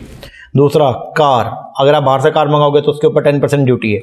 एग्जाम्पल मान लो, अगर मान लो आपको जो है वो एक ही रेट मिले, 2 रेट ना मिले, एक ही रेट मिले, तो उसको बोलते हैं सिंगल कॉलम टैरिफ। इसके अंदर हम क्या होगा, अगर आप बाहर से किसी से भी अगर जो है वो बुक्स को, कार को मंगाओगे तो आपको जो है वो एक ही 10% की रेट से जो है वो ड्यूटी पे करनी पड़ेगी। लेकिन डबल कॉलम जो है वो क्या होता है, इसके अंदर आपको 2 रेट मिलेंगे, ये तो हो गया नॉर्मल रेट, और एक होगा MFN, most favoured nation rate. अब ये है मान लो 7%, ये है मान लो 5%। अब ये क्या है, यहां पे आपको 2 कॉलम मिलेंगे। हम क्या करते हैं, जिस नेशन के साथ में हमारा ज्यादा ट्रेड चलता है हम उसको MFN का दर्जा देते हैं। हम बोलते हैं कि अगर हम आपसे ट्रेड करेंगे तो हम अपने बैरियर्स को कम करेंगे, आप भी अपने बैरियर्स को कम करना, ताकि हमारा जो व्यापार है वो फ्री फ्लो हो। ओके, तो सिंगल कॉलम टैरिफ के अंदर क्या होगा, under this system tariff rate जो है वो फिक्स किया जाएगा for the various commodity and the same rate, एक ही रेट होगा और सभी नेशन से, चाहे वो मोस्ट फेवर्ड नेशन से सामान मंगाओ, चाहे वो किसी अदर से सामान मंगाओ, एक ही रेट अगर पे करना पड़े तो उसको बोलते हैं हम लोग क्या, जैसे मैं इसको लेके चलता हूं, यहां पे भी 10% है, तो ये बुक्स जो है ये क्या है, ये सिंगल कॉलम है, क्योंकि यहां पे आप चाहे मोस्ट फेवर्ड नेशन से सामान मंगा लो, चाहे नॉर्मल कंट्री सामान इंपोर्ट कर लो, आपको एक ही 10% की रेट से अगर टैक्स पे करना पड़े, इसको बोलते हैं सिंगल कॉलम टैरिफ। और डबल कॉलम की अगर बात करें, यहां पे 2 रेट ऑफ ड्यूटी आपको जो है वो देखने को मिलेंगे, 2 रेट ऑफ ड्यूटी टैक्स आपको देखने को मिलेंगे। इसके अंदर क्या होगा, सस्ता रेट आप जो है वो लगाओगे किसके ऊपर, MFN पे। जो मोस्ट फेवर्ड नेशन है उनके ऊपर आप सस्ता रेट जो है वो क्या करोगे, लगाओगे, और जो बाकी नेशंस हैं उनके ऊपर आप हायर रेट से जो है वो ड्यूटी चार्ज करोगे। मतलब अगर कार जो है, मान लो MFN का दर्जा हमने दे रखा है मान लो US को, अगर आप USA से कार मंगाओगे तो टैक्स लगेगा ओनली कितना, 5, और अगर US के अलावा रशिया से, बुल्गारिया से, स्पेन से, कहीं से भी कार मंगाओगे तो टैक्स का रेट कितना लगेगा, 10%। चलो डबल कॉलम पढ़ते हैं। Under the system 2 rate of duty are fix on all or some commodity, the lower rate is made applicable to the friendly country, जो फ्रेंडली कंट्री है उसके ऊपर लोअर रेट ऑफ ड्यूटी लगेगा, और to a country with which the importing country has a bilateral trade agreement the higher rate is applicable to all other country, और बाकी जितने भी कंट्री है उनके सबके ऊपर जो है वो हायर रेट ऑफ ड्यूटी जो है वो क्या होगा, एप्लीकेबल होगा। आई होप यहां तक ओके जी सर। अब एक ये पढ़ते हैं कि डंपिंग क्या है, आइए थोड़ा सा इसको क्लियर कर लेते हैं। डंपिंग मैंने आपको भी बताया था, डंपिंग का मतलब क्या होता है। डंपिंग फाइनेंशियल वर्ड के अंदर हम जो है वो एक वर्ड को यूज करते हैं जब एक कंपनी या फिर कोई कंट्री जो है वो एक्सपोर्ट करती है किसको, प्रोडक्ट को, at a price lower than its domestic price, अपने डोमेस्टिक प्राइस से सस्ते में जाकर के दूसरे नेशन में सामान को बेचते हैं, उसको बोलते हैं हम लोग क्या, डंपिंग। एक्सपोर्टर डंप करता है कंपीट करने के लिए, हम लोग ऐसा करते हैं कंपटीशन क्रिएट करने के लिए with the producer and seller in the importing country. Dumping से होता क्या है, डंपिंग अनेबल करता है कंज्यूमर को, डंपिंग से कंज्यूमर को फायदा है क्योंकि उसको सस्ता सामान जो है वो मिलेगा। डंपिंग अनेबल करता है कंज्यूमर को in the importing country to obtain access to goods at a affordable price, लेकिन इससे लोकल मार्केट जो है वो क्या हो जाएगी, डिस्ट्रॉय हो जाएगी। क्यों, क्योंकि इंडिया में मान लो वही सामान 10 का है, बाहर से वही सामान 7 का आ रहा है, तो लोकल वालों से कोई सामान लेगा नहीं लेगा तो वो प्रोडक्शन बंद, तो फिर क्या होगा, वो मार्केट क्या हो जाएगी, बंद हो जाएगी। तो बोलता है however it can also destroy the local market in the of the importing country which can result in lay off, जिसकी वजह से एम्प्लॉय सब बेरोजगार हो जाएंगे और बिजनेस क्या हो जाएगा, बंद हो जाएगा। डंपिंग को रोकने के लिए WTO वर्ल्ड ट्रेड ऑर्गेनाइजेशन और यूरोपियन यूनियन जो है वो क्या कर रहे हैं, उन्होंने टैरिफ लगाना शुरू किया in the name of the anti dumping duty. लेकिन ये टैरिफ तभी लगेंगे अगर आपका सफिशिएंट जो है वो क्या है, ग्राउंड्स है। तीसरा, dumping can also take place in the exporter home market. Exporter अपने होम मार्केट के अंदर भी जो है वो डंपिंग करते हैं। जैसे if the product can be price at the higher cost abroad, विदेशों के अंदर अगर मान लो वो सामान बेच रहा है 110 में और अपने नेशन में बेच रहा है कितने में, 90 में, तो इसको बोलते हैं होम डंपिंग। क्या बोलेंगे, होम डंपिंग। चलो जी आगे। अब डंपिंग कैसे होता है, तो डंपिंग के टाइप अपने को पढ़ने हैं। टाइप के नाम पे सबसे पहला आएगा स्पोरेडिक डंपिंग। स्पोरेडिक डंपिंग के अंदर क्या होगा, जैसे एग्जांपल के तौर पे मान लो मैं इंडिया की रिस्पेक्ट में बात करता हूं, इंडिया की एक कंपनी है, एग्जांपल के तौर पे हम लेके चलते हैं मान लो महिंद्रा। ओके, महिंद्रा ने जो है महिंद्रा का गाड़ी बनाने का काम है और महिंद्रा ने जो है वो इंडिया के अंदर बनाई थार। ओके, और उसने टोटल मिला के एक साल के अंदर थार बना दी मान लो 1 लाख, ठीक है, और इंडिया के अंदर जो है वो जरूरत थी सिर्फ 90,000 की। ओके, तो अब कितनी एक्स्ट्रा भी रह गई हैं, 10,000, ठीक है। अब क्या करें, अब बनाई कितनी है, 1 लाख, लेकिन इंडिया के अंदर उसकी थार की डिमांड कितनी थी, 90,000, रिमेनिंग रहेगी कितनी, 10,000। अब इनका क्या करें, अब इसके 2 ऑप्शन है, या तो इंडिया के अंदर ही आप इसको सेल करो रेट को कम करके, मतलब डोमेस्टिक सेल करेंगे और रेट को क्या कर देंगे, कम। अगर आप रेट को कम कर दोगे तो इंडिया में बेच दो, लेकिन अगर आप रेट को कम करोगे तो बाकी जो आपके कॉम्पिटिटर है वो भी रेट को क्या करेंगे, कम करेंगे, और इंडिया के अंदर आपके जो है वो क्या होगा, प्राइस वो छिड़ जाएगा। इससे नुकसान बहुत ज्यादा है। या आप जो है इसको क्या करो, विदेशों में ले जाके और क्या कर दो, बेच दो। आप इंडिया में मत सेल करो, आप इसको ले जाके और क्या करो, विदेशों में बेचो कम रेट पर। इसको बोलते हैं आप लोग का स्पोरेडिक डंपिंग। स्पोरेडिक डंपिंग में क्या होगा, कंपनी अपने एक्सेस अनसोल्ड इन्वेंट्री, जो कंपनी के पास अपना अनसोल्ड इन्वेंट्री पड़ा है एक्सेस, उसको क्या करेगी, सेल करेगी। अवॉइड करने के लिए price war in the home market and preserve their competitive position, they can either dump by destroying, या तो उसको वो जला देगी, डिस्ट्रॉय कर देगी एक्सेस सप्लाई को, या उसको एक्सपोर्ट करेगी फॉरेन मार्केट में where the product are not sold, जहां पे पहले वो सामान नहीं बिकता था वहां पे बेचेगी। उसको बोलते हैं आप लोग क्या, स्पोरेडिक डंपिंग। दूसरा होता है प्रीडेटरी। जब कोई कंपनी जो है वो मोनोपोली क्रिएट करने के लिए अपने रेट को क्या कर दे, कम कर दे, उसको बोलते हैं predatory dumping. Unlike the sporadic dumping which is occasional, sporadic dumping occasional, जबकि प्रीडेटरी डंपिंग जो है वो क्या होती है, परमानेंट होती है। इट इन्वॉल्व, इसमें क्या आएगा, sale of goods in the foreign market at a price lower than the home market. Foreign में जाके सस्ते पे रेट बेचना, उस उतने सस्ते पे जितने से हम लोग होम मार्केट में सामान बेचते हैं। Predatory dumping is done to gain the access to the foreign market and eliminate the competition. Predatory dumping की जाती है क्या करने के लिए, कंपटीशन को एलिमिनेट करने के लिए। It create a monopoly in the market. Predatory dumping से जो है वो मार्केट में क्या होती है, आपके मोनोपोली क्रिएट होती है। इसके बाद आएगा परसिस्टेंट डंपिंग। परसिस्टेंट क्या, अगर आप लंबे समय तक डंपिंग करते रहे, मतलब लंबे समय तक जो है वो फॉरेन मार्केट में सस्ते रेट पर सामान को सेल करते रहे, उसको बोलते हैं हम लोग क्या, परसिस्टेंट डंपिंग। कई बार ऐसा होता है कि आप जो सामान सेल कर रहे हो उसकी मार्केट के अंदर अच्छी जो है वो डिमांड है, कंटिन्यू डिमांड है, तो आप कंटिन्यू जो है वो क्या करोगे, सस्ते रेट पर सामान सेल करते रहोगे, उसको बोलते हैं आप लोग क्या, परसिस्टेंट डंपिंग। पढ़ते हैं, When a country consistently, जब एक कंट्री जो है वो क्या करती है, कंसिस्टेंटली सेल करती है प्रोडक्ट को at a lower price in the foreign market than the local price, it is known as a persistent dumping. It happen when there is a constant demand for the product in the foreign market. ऐसा होता है जब constant demand होती है product की, कहां पे, foreign market में, उसको बोलते हैं क्या, परसिस्टेंट डंपिंग। जब लंबे समय तक आप जो है कंसिस्टेंटली सामान को सस्ते रेट पर सेल करते रहेंगे। इसके बाद आएगा रिवर्स डंपिंग। अगर बात करूंगा मैं किसका, रिवर्स डंपिंग का, तो ये बेसिकली जो है वो क्या है, इसके अंदर उल्टा हो जाएगा। आप जो है वो क्या करोगे, विदेशों में जाके महंगे रेट पर सामान को जब आप सेल करो तो उसको बोलते हैं reverse dumping. Reverse dumping happen when the demand जो है प्रोडक्ट की, मतलब विदेशों के अंदर जो आपके सामान की डिमांड है वो क्या है, लेस इलास्टिक है। इसका मतलब कि प्राइस में चेंज होने पर आपकी डिमांड में फर्क नहीं आएगा। अगर आप रेट बढ़ा भी दोगे तो भी लोग जो है वो आपके सामान को परचेस करेंगे, उसको बोलते हैं रिवर्स डंपिंग। अब इससे होगा क्या कि विदेशों में, मतलब आप अपने घर में तो सामान सस्ते रेट पे बेचोगे, जबकि विदेशों में आप महंगे रेट पर सामान बेचोगे। जैसे एप्पल हो गया, तो उसका मैं एग्जांपल ले सकते हैं यहाँ पे। It means that the price change do not impact the demand, therefore company can charge a higher price in the foreign market. Foreign market में हायर प्राइस चार्ज करेंगे, जबकि जो आपके लोकल मार्केट है वहां पे हम लोअर प्राइस चार्ज करेंगे। इसको बोलते हैं हम लोग क्या, रिवर्स डंपिंग। अब है डंपिंग के कुछ एडवांटेज और कुछ उसके डिसएडवांटेज, आइए वो देखते हैं। Consumer in the importer country can gain access to the lower price at product at the lower price. बिल्कुल सही बात है, जो इंपोर्टिंग कंट्री है उसको ये, उसके कंज्यूमर को ये फायदा है, उनको सस्ता सामान मिलेगा। दूसरा, जो एक्सपोर्टर है उसको गवर्नमेंट सब्सिडी प्रोवाइड करेगी। तीसरा, एक्सपोर्टर जो है जो वो सस्ते रेट पर सामान बेचेगा तो इंडस्ट्री का क्या बन जाएगा, लीडर बन जाएगा। जी बिल्कुल। लेकिन इसका नुकसान जो है वो क्या है, सबसे पहला, जब गवर्नमेंट लगातार अपने एक्सपोर्टर्स को जो है वो क्या देगी, सब्सिडी, तो गवर्नमेंट का जो डेट है वो क्या हो जाएगा, बढ़ जाएगा। तो एक तो ये नुकसान है। दूसरा, डंपिंग एक्सपेंसिव होती है क्योंकि लंबे समय तक आपको रेट को कम करना पड़ेगा, तो वो ज़्यादा आसान चीज़ नहीं है। और तीसरा, कई बार ऐसा भी हो सकता है कि आपने रेट कम कर दिया, इंडिया वाले भी रेट को कम करें और वो भी उस पर रिटेलिएट करेंगे। जब वो रिटेलिएट करेंगे तो उससे प्राइस वॉर हो जाएगा और उससे नुकसान आपका बहुत ज़्यादा हो जाएगा। तो ये उसके क्या है, डिसएडवांटेज है। लो जी, ये हो गया डंपिंग, उसके टाइप और एडवांटेज डिसएडवांटेज।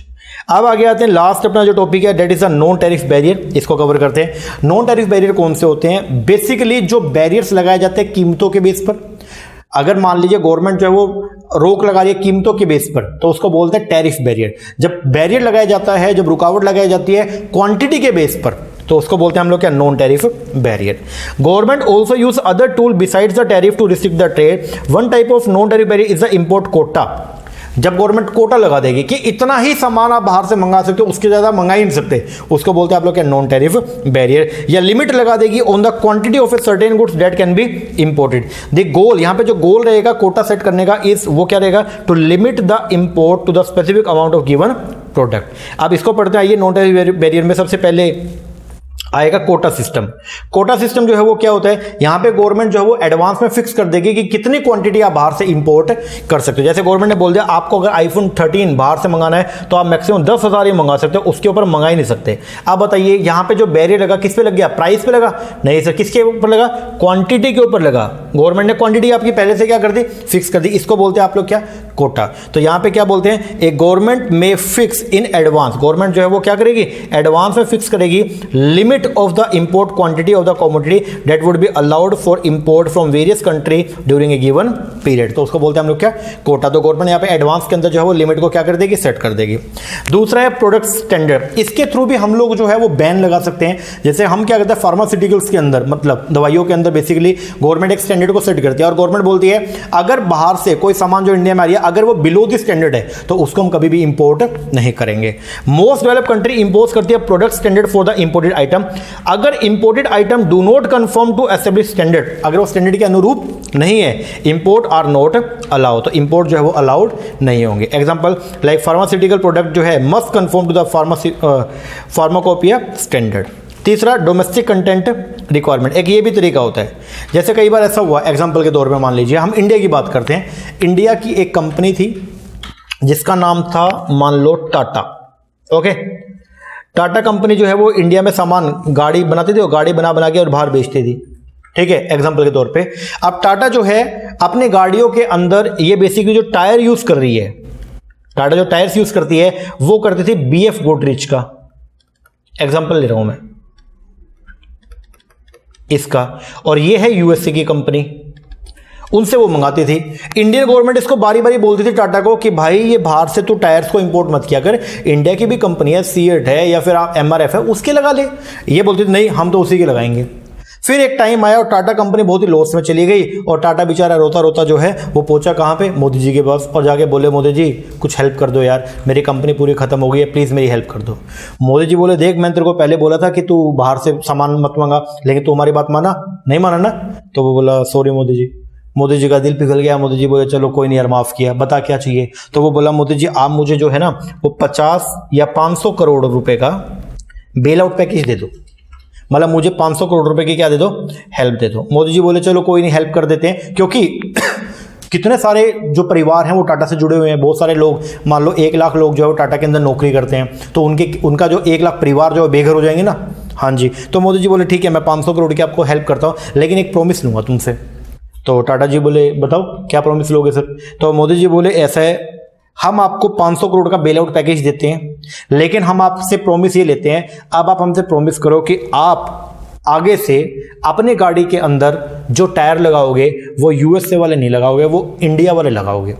मतलब जो डोमेस्टिकली जो प्रोड्यूस गुड्स है उनको ही आप जो है वो क्या करोगे, अपने गुड्स के अंदर यूज करोगे। इसको बोलते हैं डोमेस्टिक कंटेंट रिक्वायरमेंट। तो और अब बताइए टाटा जो है वो क्या करेंगे, तो टाटा के लिए मजबूरी है कि उसको जो है 500 करोड़ का बेल आउट पैकेज चाहिए, तो उसने हाँ भर दिया, बोला ठीक है। तो क्या इस ऐसे ये काम करने से भी क्या गवर्नमेंट ने बाहर से आने वाले जो टायर है इसके ऊपर रोक लगा दिया, नहीं लगा दी? लगा दी सर। इसको बोलते हैं हम लोग क्या, डोमेस्टिक कंटेंट रिक्वायरमेंट। पढ़ते हैं, गवर्नमेंट इंपोज करते हैं डोमेस्टिक कंटेंट रिक्वायरमेंट बूस्ट करने के लिए डोमेस्टिक प्रोडक्शन को।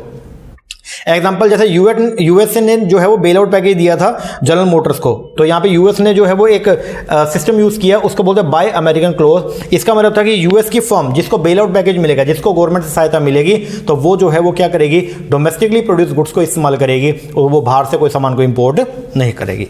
एक है प्रोडक्ट लेबलिंग, ये भी एक तरीके का जो है वो बैरियर है। इसके अंदर गवर्नमेंट ये बोलते हैं कि बाहर से जो भी सामान आएगा उसके ऊपर लेबल लगा होना चाहिए, उसमें सारे इंग्रेडिएंट्स जो उस सामान में डले हुए हैं वो सब बताओ और हमारी लोकल लैंग्वेज के अंदर होना चाहिए। तो सर्टेन नेशन इंसिस्ट करते हैं specific labelling of the product. Example जैसे यूरोपियन यूनियन जो है वो इंसिस्ट करता है कि प्रोडक्ट के ऊपर जो लेबल होगा ना वो मेजर लैंग्वेज जो यूरोपियन यूनियन में तो स्पोकन की जाती है उनके अंदर होना चाहिए। अगर उसके अंदर ऐसी अगर आपने ये सब फॉर्मेलिटी पूरा नहीं किया तो हम आपके सामान को इंपोर्ट नहीं करेंगे। तो एक और बैरियर है जिसको बोलते हैं प्रोडक्ट लेबलिंग। इसके बाद आएगा पैकेजिंग।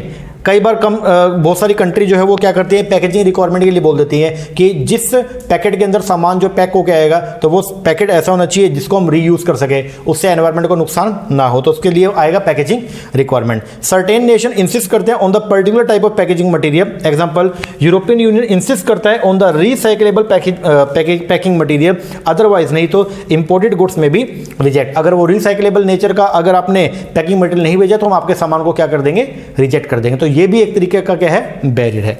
फिर है counsellor formality.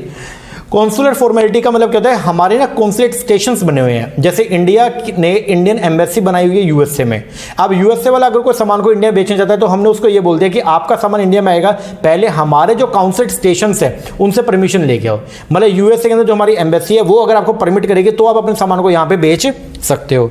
A number of importing country demand करती है that the shipping document should contain consular invoice certified their consulate station in the exporting country. अगर वो आपको जो है वो वेरीफाई कर दें और आपको अगर वो बोल दें कि ठीक है इंपोर्ट कर, आप एक्सपोर्ट कर सकते हो, तो ही हम आपके सामान को इंपोर्ट करेंगे, अनलेस नहीं करेंगे। फिर है फॉरेन एक्सचेंज रेगुलेशन।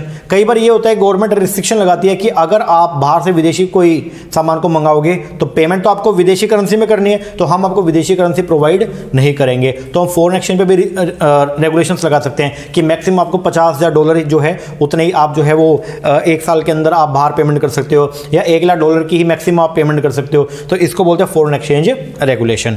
यहां पे इंपोर्टर हैज टू एंश्योर होना पड़ेगा कि पहले इंपोर्टर ये एंश्योर करेगा कि क्या सामान को मंगाने के लिए एडिक्वेट फॉरेन करेंसी उसके पास अवेलेबल है या नहीं है, कि is adequate foreign currency is available for import the goods by obtaining clearance from the domestic exchange control authority prior to concluding the of the contact with the supplier. तो supplier से contact करने से पहले आप ये ensure हो जाओ कि क्या आपके पास में फॉरेन करेंसी रिजर्व आपको मिल जाएंगे या नहीं मिल जाएंगे।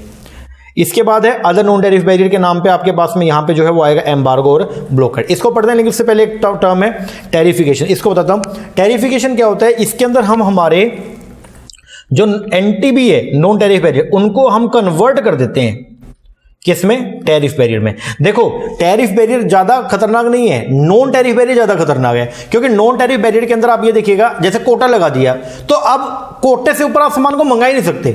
टैरिफ में तो क्या कि रेट ज्यादा हो जाएगा, भाई महंगा हो जाएगा, लेकिन मंगा तो सकते हैं। तो गवर्नमेंट ने क्या किया, अब डब्ल्यूटीओ ने भी सभी गवर्नमेंट को बुला के ये बोला कि आप जितने भी अपने कोटा रिस्ट्रिक्शंस लगा रखी हैं, या जितने भी आप लोगों ने जो है वो नॉन टैरिफ नेचर के बैरियर लगा रखे हैं, आप उन सारे बैरियर्स को हटाओ और उनको कन्वर्ट कर दो टैरिफ में।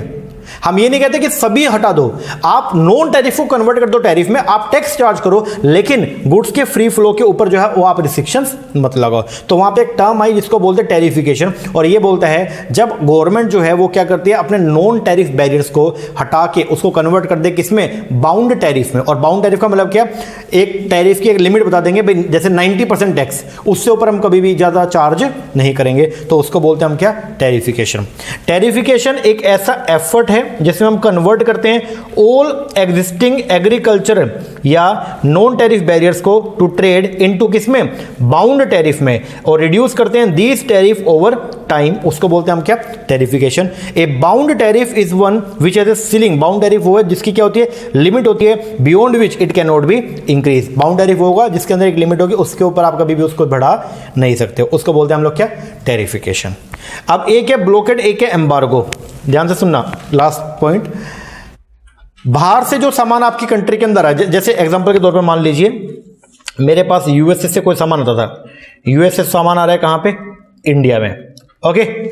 लेकिन क्या हुआ कि वो सामान यूएस से जो सामान आ रहा है ना अपने इंडिया के अंदर, उस सामान में कुछ ऐसा था, मान लो कोविड वाले कुछ उसके अंदर ऐसे पार्टिकल्स थे, जिन जिन लोगों ने इंडिया में उस सामान को कंज्यूम किया और उनको जो है वो कोविड के सिम्टम जो है वो देखने को मिले, तो गवर्नमेंट ने जो है उस सामान के ऊपर क्या लगा दिया, बैन लगा दिया। जैसे मान लो बाहर से जो है वो कार आ रही है और खाने पीने का मान लो बिस्किट्स आ रहे थे, ठीक है, ये दो आ रहे हैं मान लो। अब बिस्किट जो खा रहा था ना इंडिया के अंदर, उसको कोविड के सिम्टम देखने को मिले, लेकिन कार के आने से कोई कोविड वाला कुछ चक्कर नहीं था। तो गवर्नमेंट ने क्या किया, नेशनल इंटरेस्ट के अंदर जो है वो बिस्किट के ऊपर क्या लगा दिया, बैन लगा दिया और बोल दिया कि यूएस से कोई भी बिस्कुट जो है वो हम इंपोर्ट नहीं करेंगे, लेकिन कार चलती रहेगी, कार तो आ रही है तो वो आती रहेगी, इसको बोलते हैं एम्बार्गो।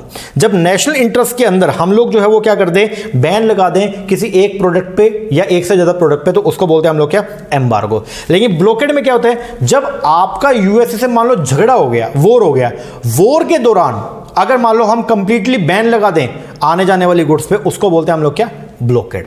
ब्लॉकेड में और एम्बार्गो में फर्क है। ब्लॉकेड होता है किसकी वजह से, वॉर की वजह से, लिखा हुआ है due to war complete ban on import और एक्सपोर्ट। इंपोर्ट पे या एक्सपोर्ट पे जब कंप्लीट बैन लगा दे तो उसको बोलते हैं हम लोग क्या, ब्लॉकेड। और एम्बार्गो क्या होता है सर, एम्बार्गो के अंदर हम क्या कहते हैं, नेशनल इंटरेस्ट में इट इज ऑन ऑल, ऐसा हो सकता है ये सभी सामान के ऊपर हो और ऐसा भी हो सकता है ये कुछ ही सामान के ऊपर हो, इसको बोलते हैं हम लोग क्या, एम्बार्गो।